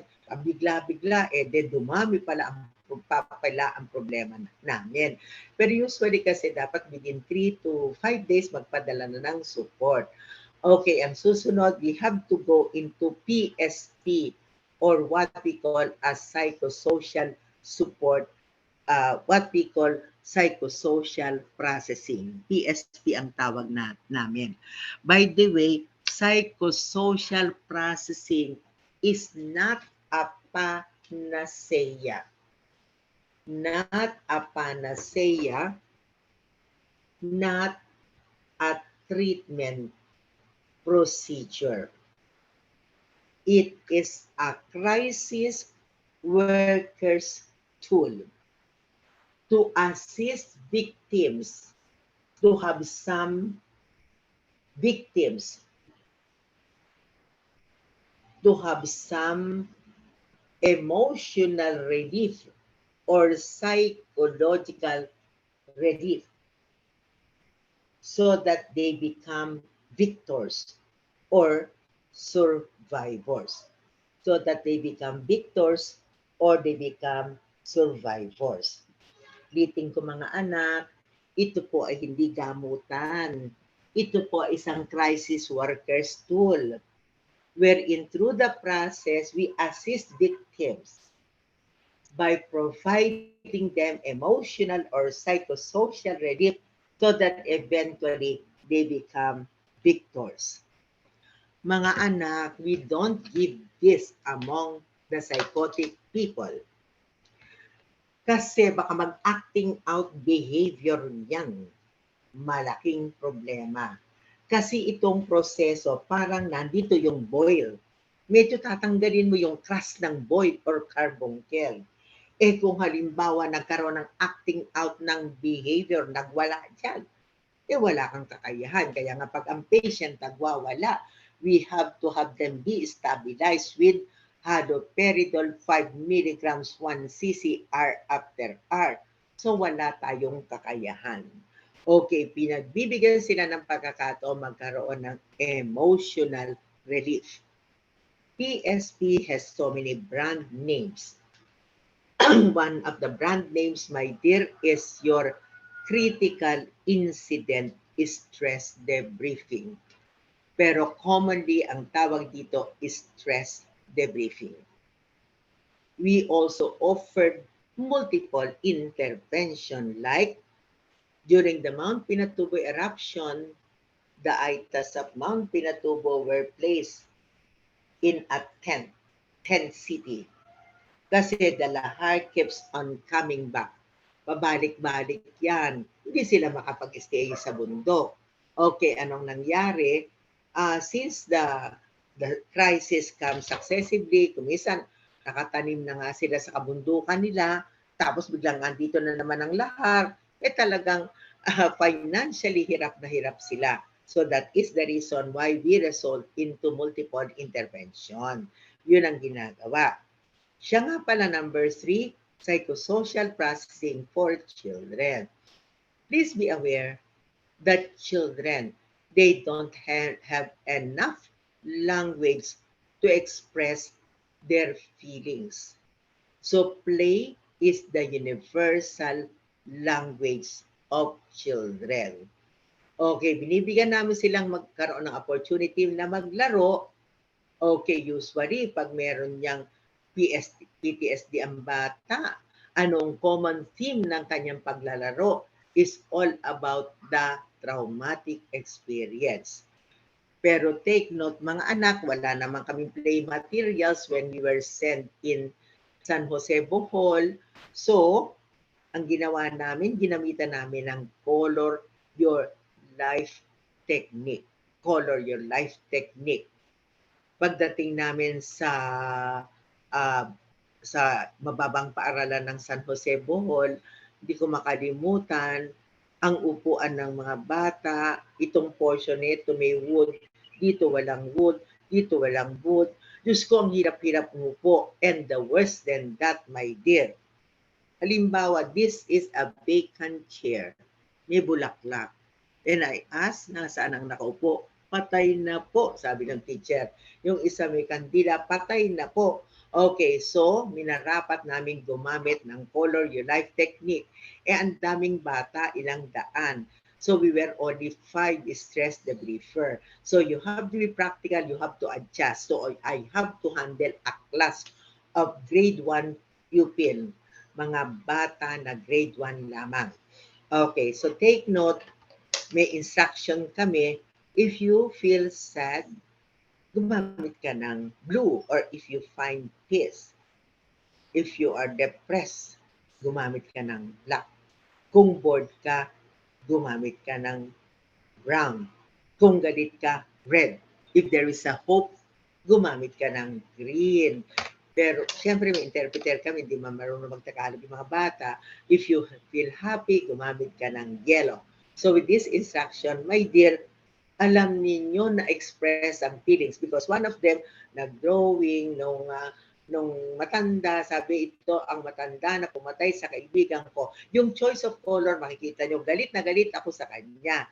Yung isa naman nag-drawing ng kahoy, so nung pina-interpret, ito yung laging ini-stayan namin ng friend ko na namatay. Nandun kami sa ilalim ng saging, ay ilalim ng mangga, tapos nagkakainan kami. Okay, alam natin yung brown, merong brown, ay yung puno may brown yan. So, bored na talaga ang mga bata. Can you just imagine, 1 week pa lang, gusto na nilang mag-report again. So, napaka-resilient ang mga bata. So this is your PSP for children, my dear. Mahirap kasi ang mga bata, hindi natin alam ang unconscious ng bata, lalong-lalo na if they were not given the opportunities to have their feelings be processed, malaking problema. Yan. Makakatulong pala, my dear, ang proseso ng stress debriefing. By the way, stress debriefing is a non-specialized strategy. You don't have to be a nurse. You don't have to be a doctor. Basta marunong ka lang ng mga teracom, makakatulong ito. May mga nate-train kami ng stress debriefing. Simpleng-simple.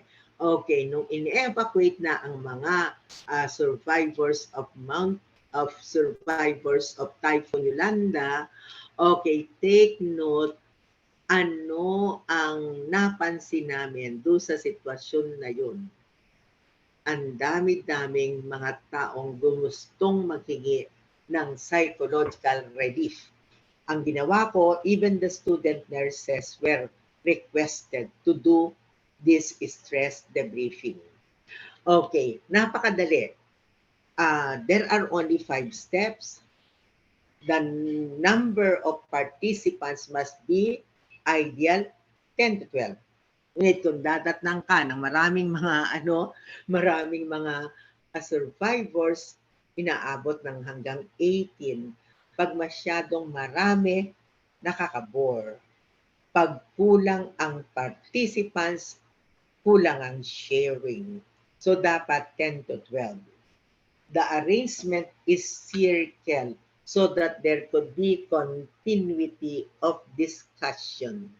You drop titles because if you will be called doctor, attorney, ang tendency, my dear, authority ka, they will be ashamed of sharing their experiences. Naka-name tag kaming lahat. Kasi syempre, it is wise to address them by their nicknames kasi ang sarap pakinggan ng ating pangalan. Take note of that. Okay, there are 5 steps. Ang una, introduction. Sa introduction, you have to tell your purpose. We are Department of Health personnel. Natuto na kami. Hindi namin sinasabing Department of Health. I don't tell that we are National Center for Mental Health. Ayaw nila. So during those moments, hindi patanggap ng mga tao ang emotional health. At nakaranas din kami ng mga frustrating situations. Like I became a member of the ABS-CBN core group. So nakasay kami sa ABS-CBN and then I was coordinating with the kapitan ng barangay. Ang laki ng bus ng ABS-CBN. After the coordination with the barangay, kasi dapat may coordination kayo, wag kayong bigla na lang mag-PPSP doon kahit nasa 10 cities sila. After which, nagulat ako, from the mountains, hala, ang bilis nagtatakbuhan. Yung ulo ng mga aitas parang period, parang tuldok. Can you just imagine? Di ba so dark yung ulo nila?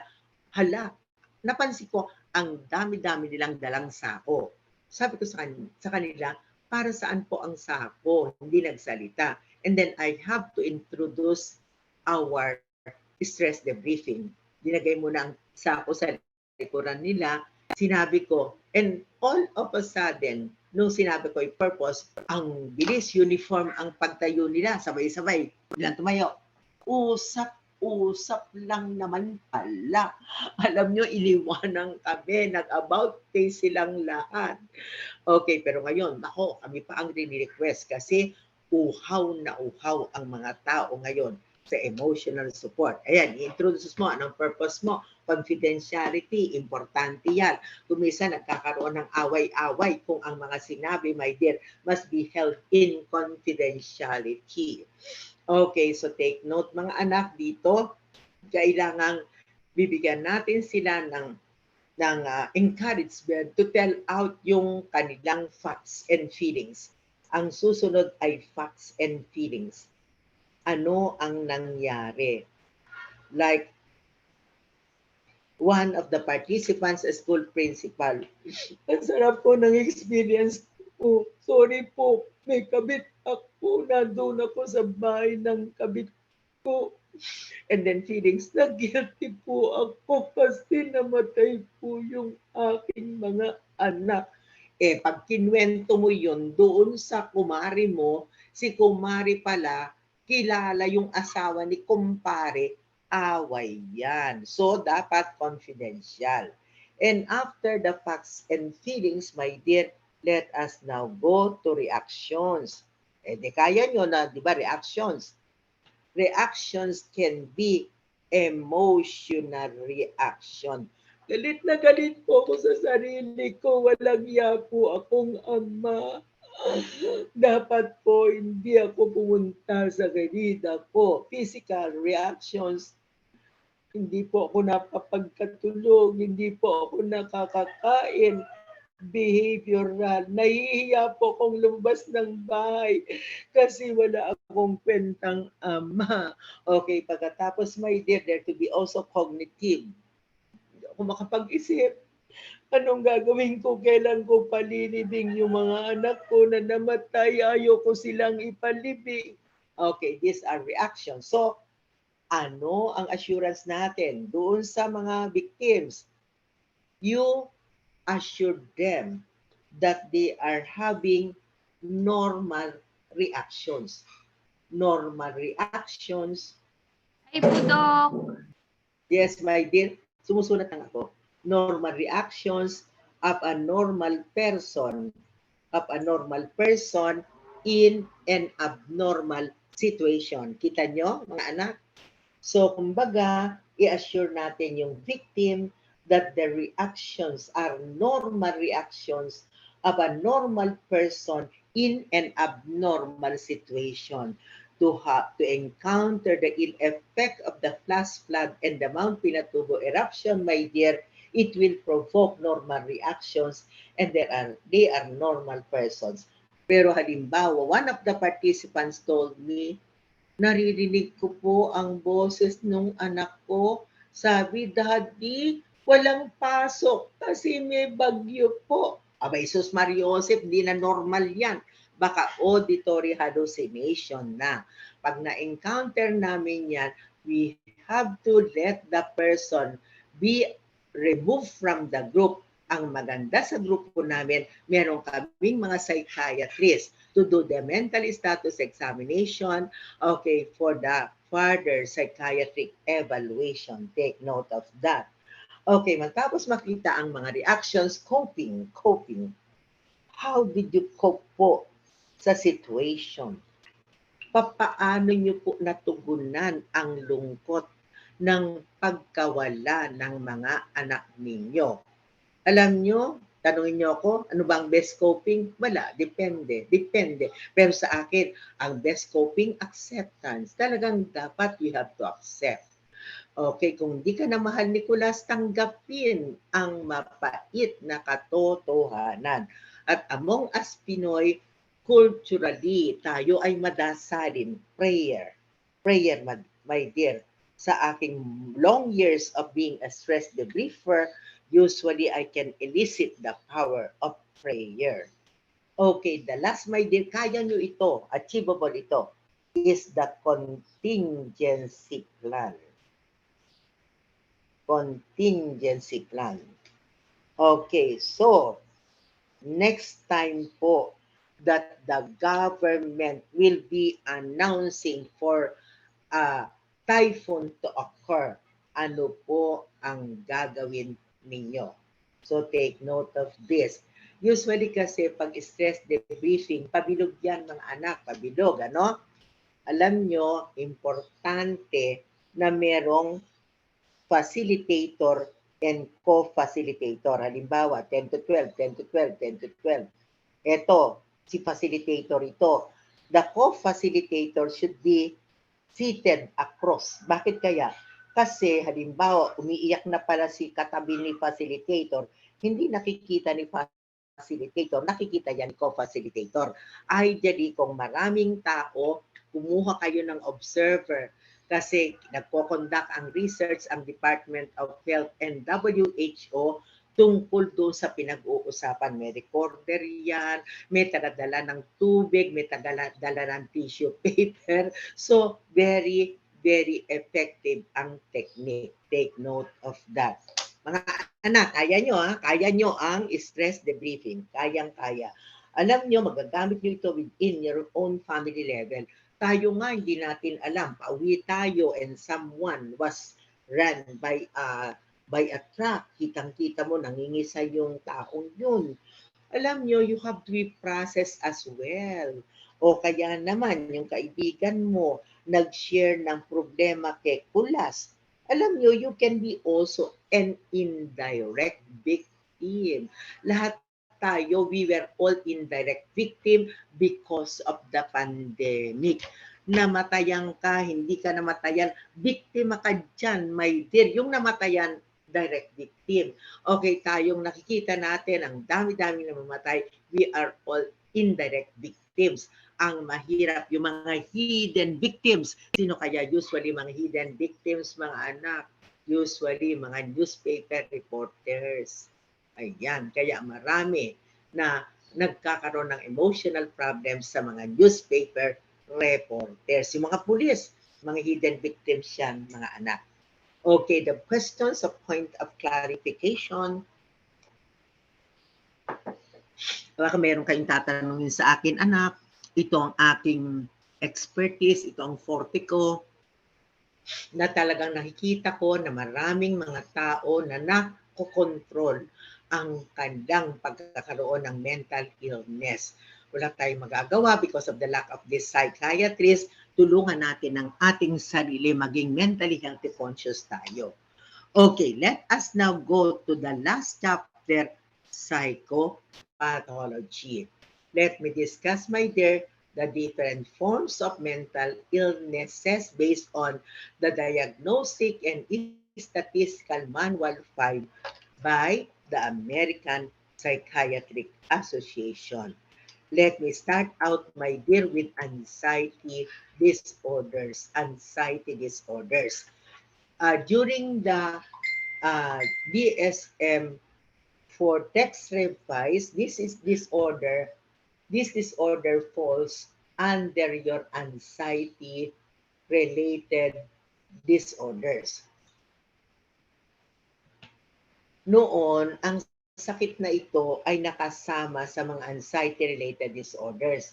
There are 3 under your anxiety-related disorders. We have your anxiety disorder. Number 2, dissociative disorder. Dissociative disorder. And number 3, somatoform disorder. Hindi na po ginagamit ang somatoform disorder ngayon. Illness anxiety disorder na ngayon ang pangalan. Actually, these are somatic symptoms disorder already. So, yun na ang mga pagbabago. So, nandito tayo ngayon pag-uusapan. Dati, binabundle kumbaga. Ngayon, nandito na lang tayo sa pag-usap natin tungkol sa anxiety disorder. Take note of that. Now, in anxiety disorder, the 2 prominent symptoms are fear and anxiety. Extreme, intense fear and anxiety. Take note. Aside from that, there could be also behavioral disturbances. Tandaan natin for more than 6 months. Maaari magkaroon tayo ng takot, magkaroon tayo ng pangamba, my dear. Pero na-resolve siya within several days. We cannot consider this as an illness, my dear. Okay, so unang-una, differentiate ko is ang fear versus anxiety. So take note, fear is an emotional response in real or perceived imminent threat or immediate danger. Nandyan na. Halimbawa, dog. At the sight of a dog, it is being feared of for what it symbolizes. Natatakot tayo sa injection. Ang anxiety, my dear, is said to be in anticipation of future threat or danger. Wala pa ito, wala pang threat, wala ka pa makikitang precipitant. Now, I think it is better if I differentiate fear from anxiety in a table. Differentiate natin yan sa table. Anxiety is free floating. Free floating. Unattached to a specific object, person, or situation. It's free-floating and attached to a specific object, person, or situation. Bakit kaya ako kinakabahan? Hindi ako mapakali. Biglang nagpapalpitate ako. So you cannot really know what is causing you to be anxious, my dear. Kaya, pero alam niyo, there is a move that there should be a joint convention between to be attended by both cardiologists and also psychiatrists. Kasi makikita nyo, may mga overlapping eh. Makikita nyo, my dear, akala mo ito'y anxiety nung pala cardiac problem na maaaring mamatayan ng pasyente. So anxiety is said to be free-floating and attached to a specific object, person, or situation. Whereas fear, my dear, is said to be specific with a specific source. What could be a specific source, my dear? Yung aso. Another specific source, si Manny. Sino si Manny? Si Maniningil. And take note, nung natakot ka kay Manny, nakapagtago ka, nawala ang fear. Fear is said to be acute. Nawala ang takot mo na pagtaguan mo si Manny. Pero my dear, ang mahirap sa anxiety, it is said to be a chronic feelings. Pag may ganito kang disorder, my dear, bigla na lang magkakaroon ng kabog ang dibdib mo. Bigla ka na lang magkakaroon ng daga sa dibdib. Take note of that. Fear is conscious. You are aware of the source of your fear.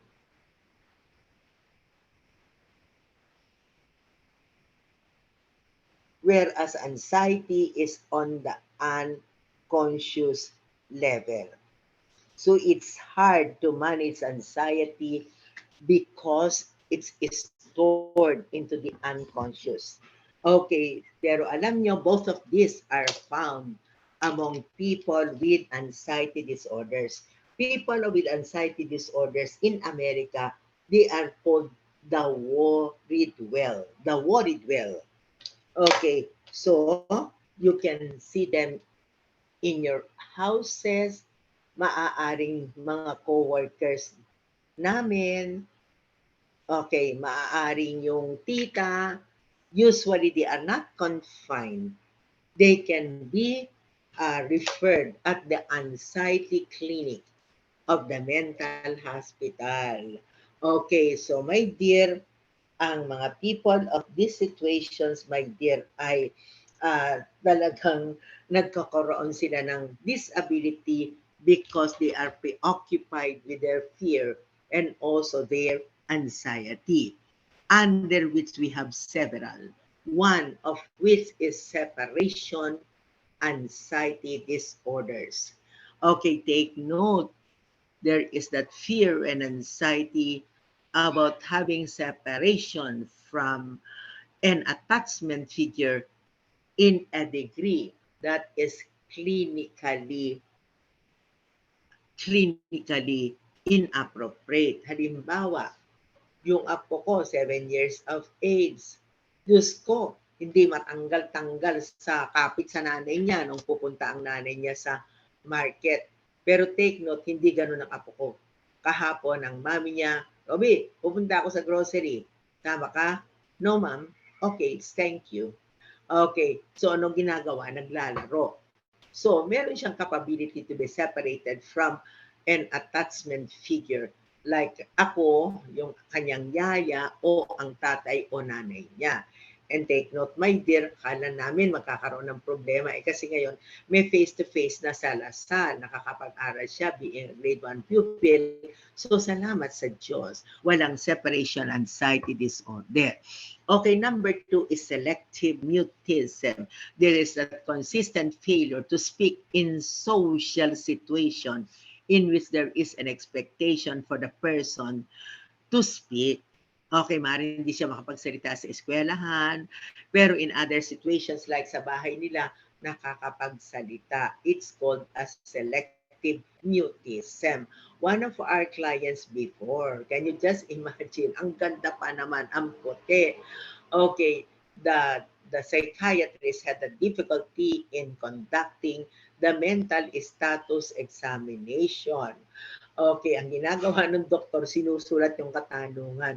Ang ginagawa ng patient, sinusulat dun sa tanong. Pero alam ninyo, nakagain ako ng trust and rapport, my dear, abay nagsasalita sa akin. Ang kinalabutan ako nung ang Togi stories talaga. Doon na niya na-share na siya, 12 years old, was raped by a taxi driver. Okay, kaya tuloy 14 years old pa lang siya, nagkaroon na siya ng bipolar disorder. Ngayon ay 20, nagre-recur pa rin, pabalik-balik, the anxiety disorder. Okay, next is that of specific phobia. Okay, said to be fear and anxiety about or trying to avoid, my dear, a specific object or situation. Okay, there is that specific abnormal fear. A specific abnormal fear of a particular, tatandaan natin, specific abnormal fear.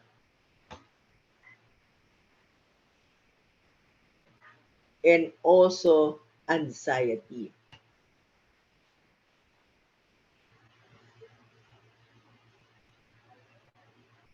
Intense fear, intense anxiety. Can you just imagine? A good example of this specific phobia is coitophobia. Your mother was diagnosed to be suffering from coitophobia. Okay. What is being feared of or what creates anxiety with your mother, my dear, is having coitus with your father. Yan ang nagpe-precipitate ng kanyang fear and anxiety. And take note, this is an abnormal one. Very unreasonable. Bakit kaya? Abay, mabait ang husband, walang venereal disease. Pwede siyang magkaroon ng maraming anak, pero siya'y nagkakaroon ng specific phobia whenever the husband makes some attempts, some intimacy attempts. Take note of that. By the way, is the mother or is the woman really fearful of coitus? Talaga bang takot siya sa coitus? What do you think? Talaga ba siyang takot sa coitus? Hindi po. Ano talaga ang kinakatakutan ng babae yun? Ang kinakatakutan niya ba malaki? Aba, enjoy nga ang malaki sa totoo lang. Alang naman ting-ting ko na ting-ting. Ano kaya ang kinakatakutan ng babae? Ang panganganak, Diyos ko, ang yaman-yaman nila. At pag nanganganak yan, no pain. Nandiyan sa St. Luke's Global. Okay, at hindi lang yan. Pwede siya magkaroon ng maraming anak. Ano talaga ang kinakatakutan ng babae yon? Alam nyo kung ano, anxiety. Can you just imagine? Okay, saan nagsimula ang anxiety, my dear? Yun yung sinabi ko sa inyo, mga inner conflicts, etc. Yung mga boxing ni ego at the super ego. Okay, ni-repress yan sa pamamagitan ng defense mechanism na repression. Okay, nakalimutan. Tapos mag-repression, nag-displacement ang client. Take note mga anak, displacement is the primary defense mechanism in phobia. It is the primary defense mechanism in phobia. So meaning to say, the fear is being detached, or the fear is being detached from the original source and attached to a more specific object, person, or situation in the form of phobia. Take note of that. Alam niya na hindi naman dapat katakutan ang coitus, pero she is powerless not to have it be entertained or else magpa-panic level of anxiety siya. Okay, by the way, anak, what is said to be the commonest among all forms of phobia? Anong commonest among all forms of phobia? Anong pinaka-common sa lahat ng phobia? What do you think, mga anak? Alam nyo kung ano? School phobia. The commonest is school phobia. Is it really the fear of the teacher? Hindi po fear ng teacher. Is it really the fear of the school? Hindi rin. Ang kinakatakutan ng bata, it is the separation anxiety from leaving the mother. Okay, so yung pag-iiwanan niya ang nanay niya sa bahay. Okay, so take note mga anak, may mga prevention yan. Ang prevention, tinuturo namin sa mother's class, yung pick up po. Okay, halimbawa, magre-report na kayo, buti nga ngayon, mahaba ang bakasyon ng nanay. Mahaba ang maternity leave. Pagpapasok na ang nanay sa trabaho, dapat the father, siyempre yung father ang pag-iiwanan. The father should hold the baby close to his heart so that the child will feel the presence of life. Ang tawag dito, peek-a-boo. Halimbawa, hawak-hawak ng tatay si baby. Anong gagawin ni nanay? Eat, bulaga. Eto naman si baby, biglang mawawala si nanay, lilipat sa kabila, it will create that impression that whenever I will be left out by my mother, babalik pala ang nanay ko. So that is, anong tawag natin doon? Peekaboo. Pero take note, your client is complaining, the mother of the client is complaining of school phobia as experienced by her son. Ano ang gagawin natin, mga anak? Okay, ang gagawin natin ay mag-assessment ka muna.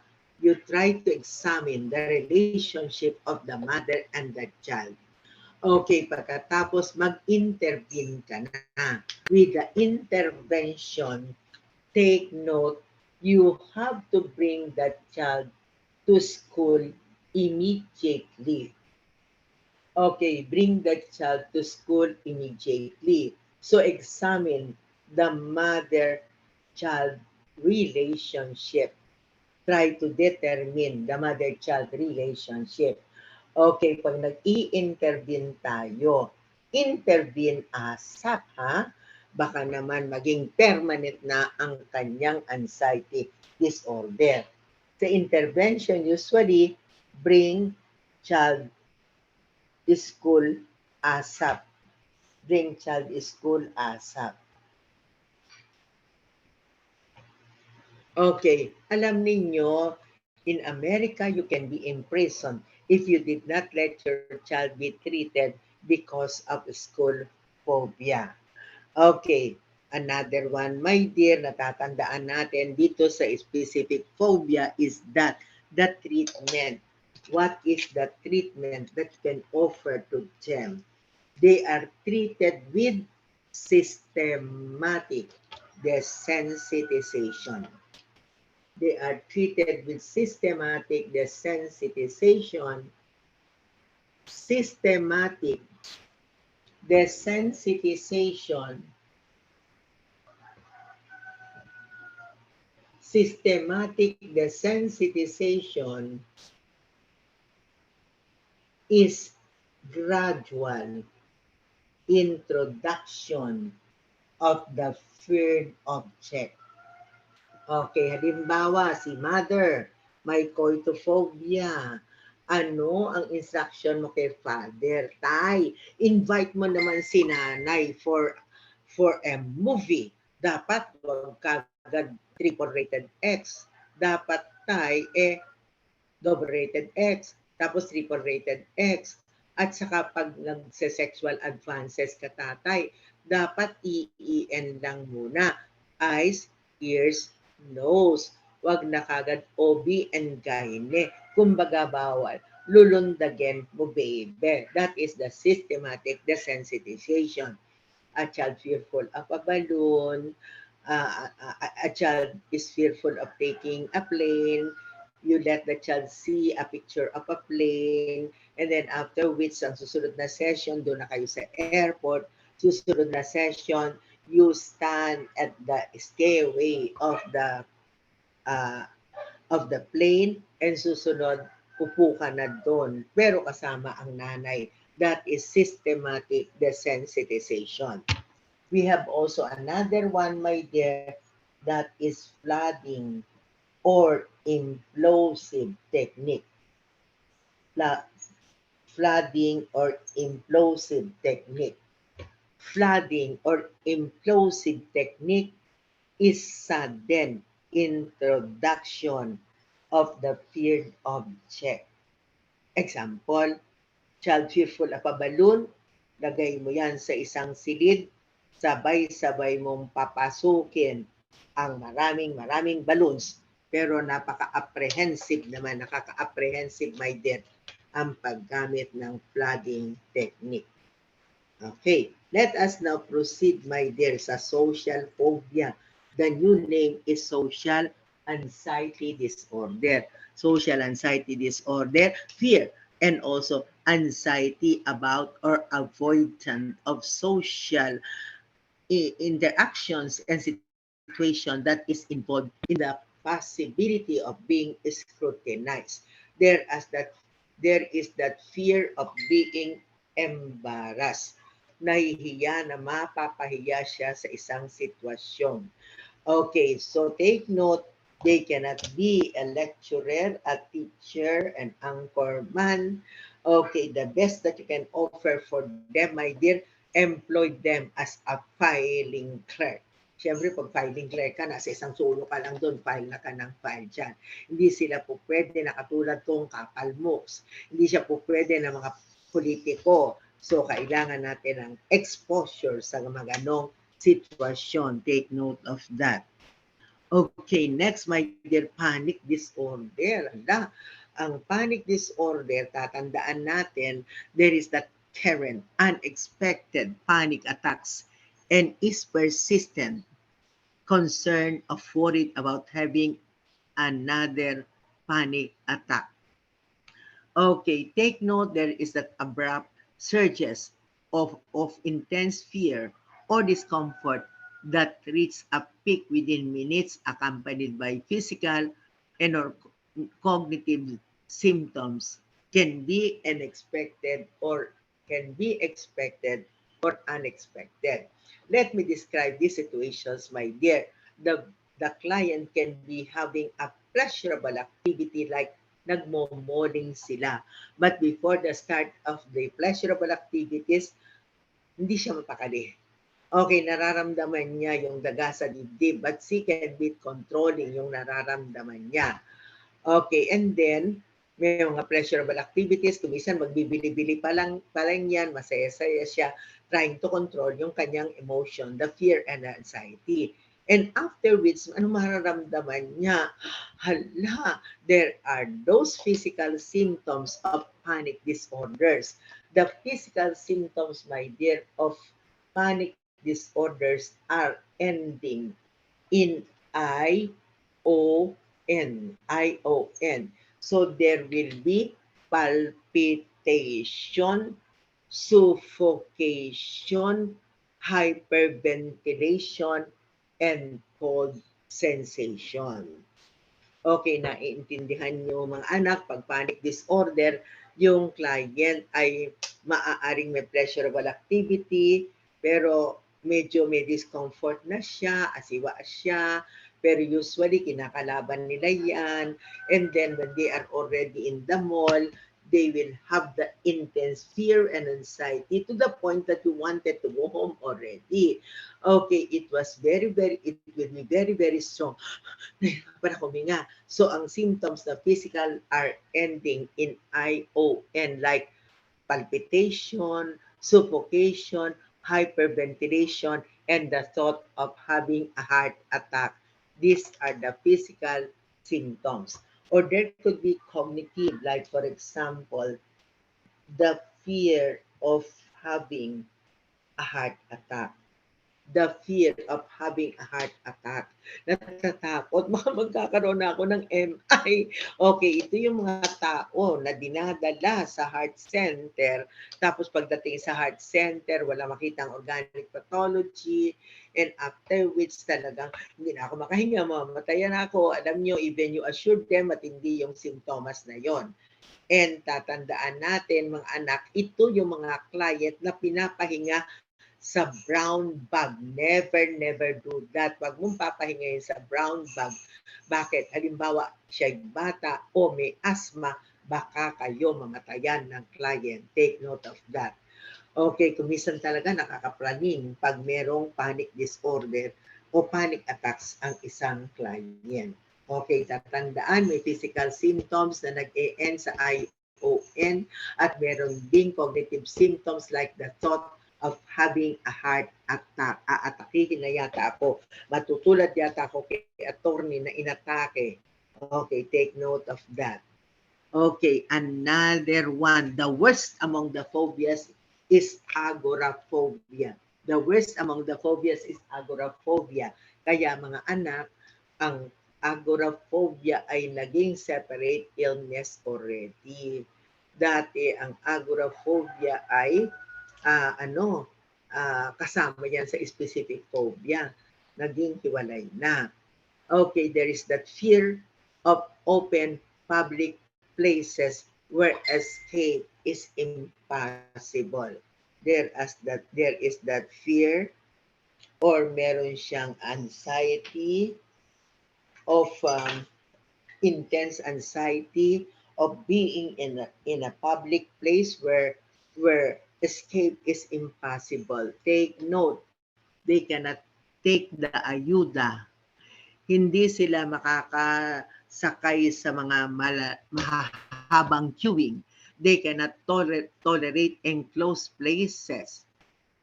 Hindi sila makasakay ng public transportation. At hindi lang yan, they are fearful of being away from their houses. Actually, ang tawag nito sa Amerika is housebound syndrome. Housebound. Kumbaga, hanggang bahay na lang kayo, baby. And there are people who cannot tolerate to be away from their houses to the point that they cannot leave their houses kasi pag lumabas ng bahay, nandyan ang matinding pagkabalisa.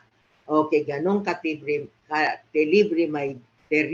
ang agoraphobia, fear of open public places.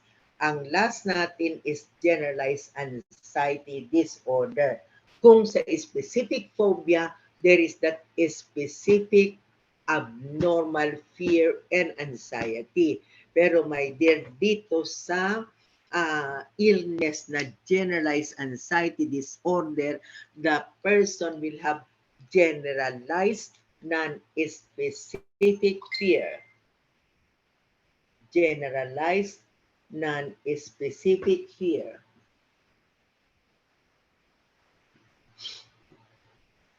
Meaning to say, client experiences all sorts of fear. Lahat ng bagay kinakatakutan. Lahat ng bagay nagkukos ng anxiety. What are those? Fear of being an insane. Fear of death. Fear that there is an impending doom and danger. Magkakaroon ng earthquake. Dadating na si big one.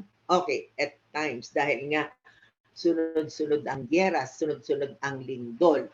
Di ba? Sa deepest portion ng ating heart, nandiyan ang fear. Pero take note, ano ginawa natin? Nagdasal tayo. We have to make our hearts and soul be clean, my dear. Still, life must go on. Di ba?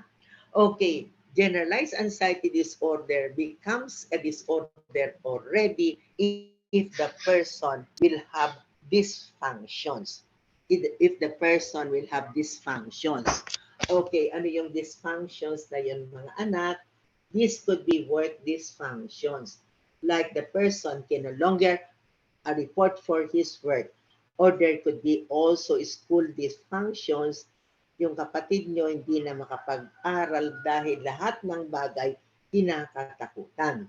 Or there is also social dysfunctions. You are no longer seeing your friends kasi nandyan ang non-specific fear. There is also family dysfunctions. You can longer perform your job as a mother. Hindi ka na nakakapamalengke kasi pag lumabas ka, baka merong sakunang mangyayari. So take note, medyo mahirap if you have your generalized anxiety disorder. Okay, so mga anak, 5 o'clock na, mabibitin tayo, medyo mahaba pa ang discussion about the first disorder. Okay, wala tayong pasok bukas, nagpalipat ako sa Thursday because it is the interment of my hipag. Okay, so please pray for us because we are undergoing so many family crises. Okay, so who will lead the prayer? Kaya lang mga anak, baka may tanong kayo, I'll be most willing to assist you. Kung merong difficulties, anak, kuhanin mo nga, wag mo na lang sabihin ang pangalan.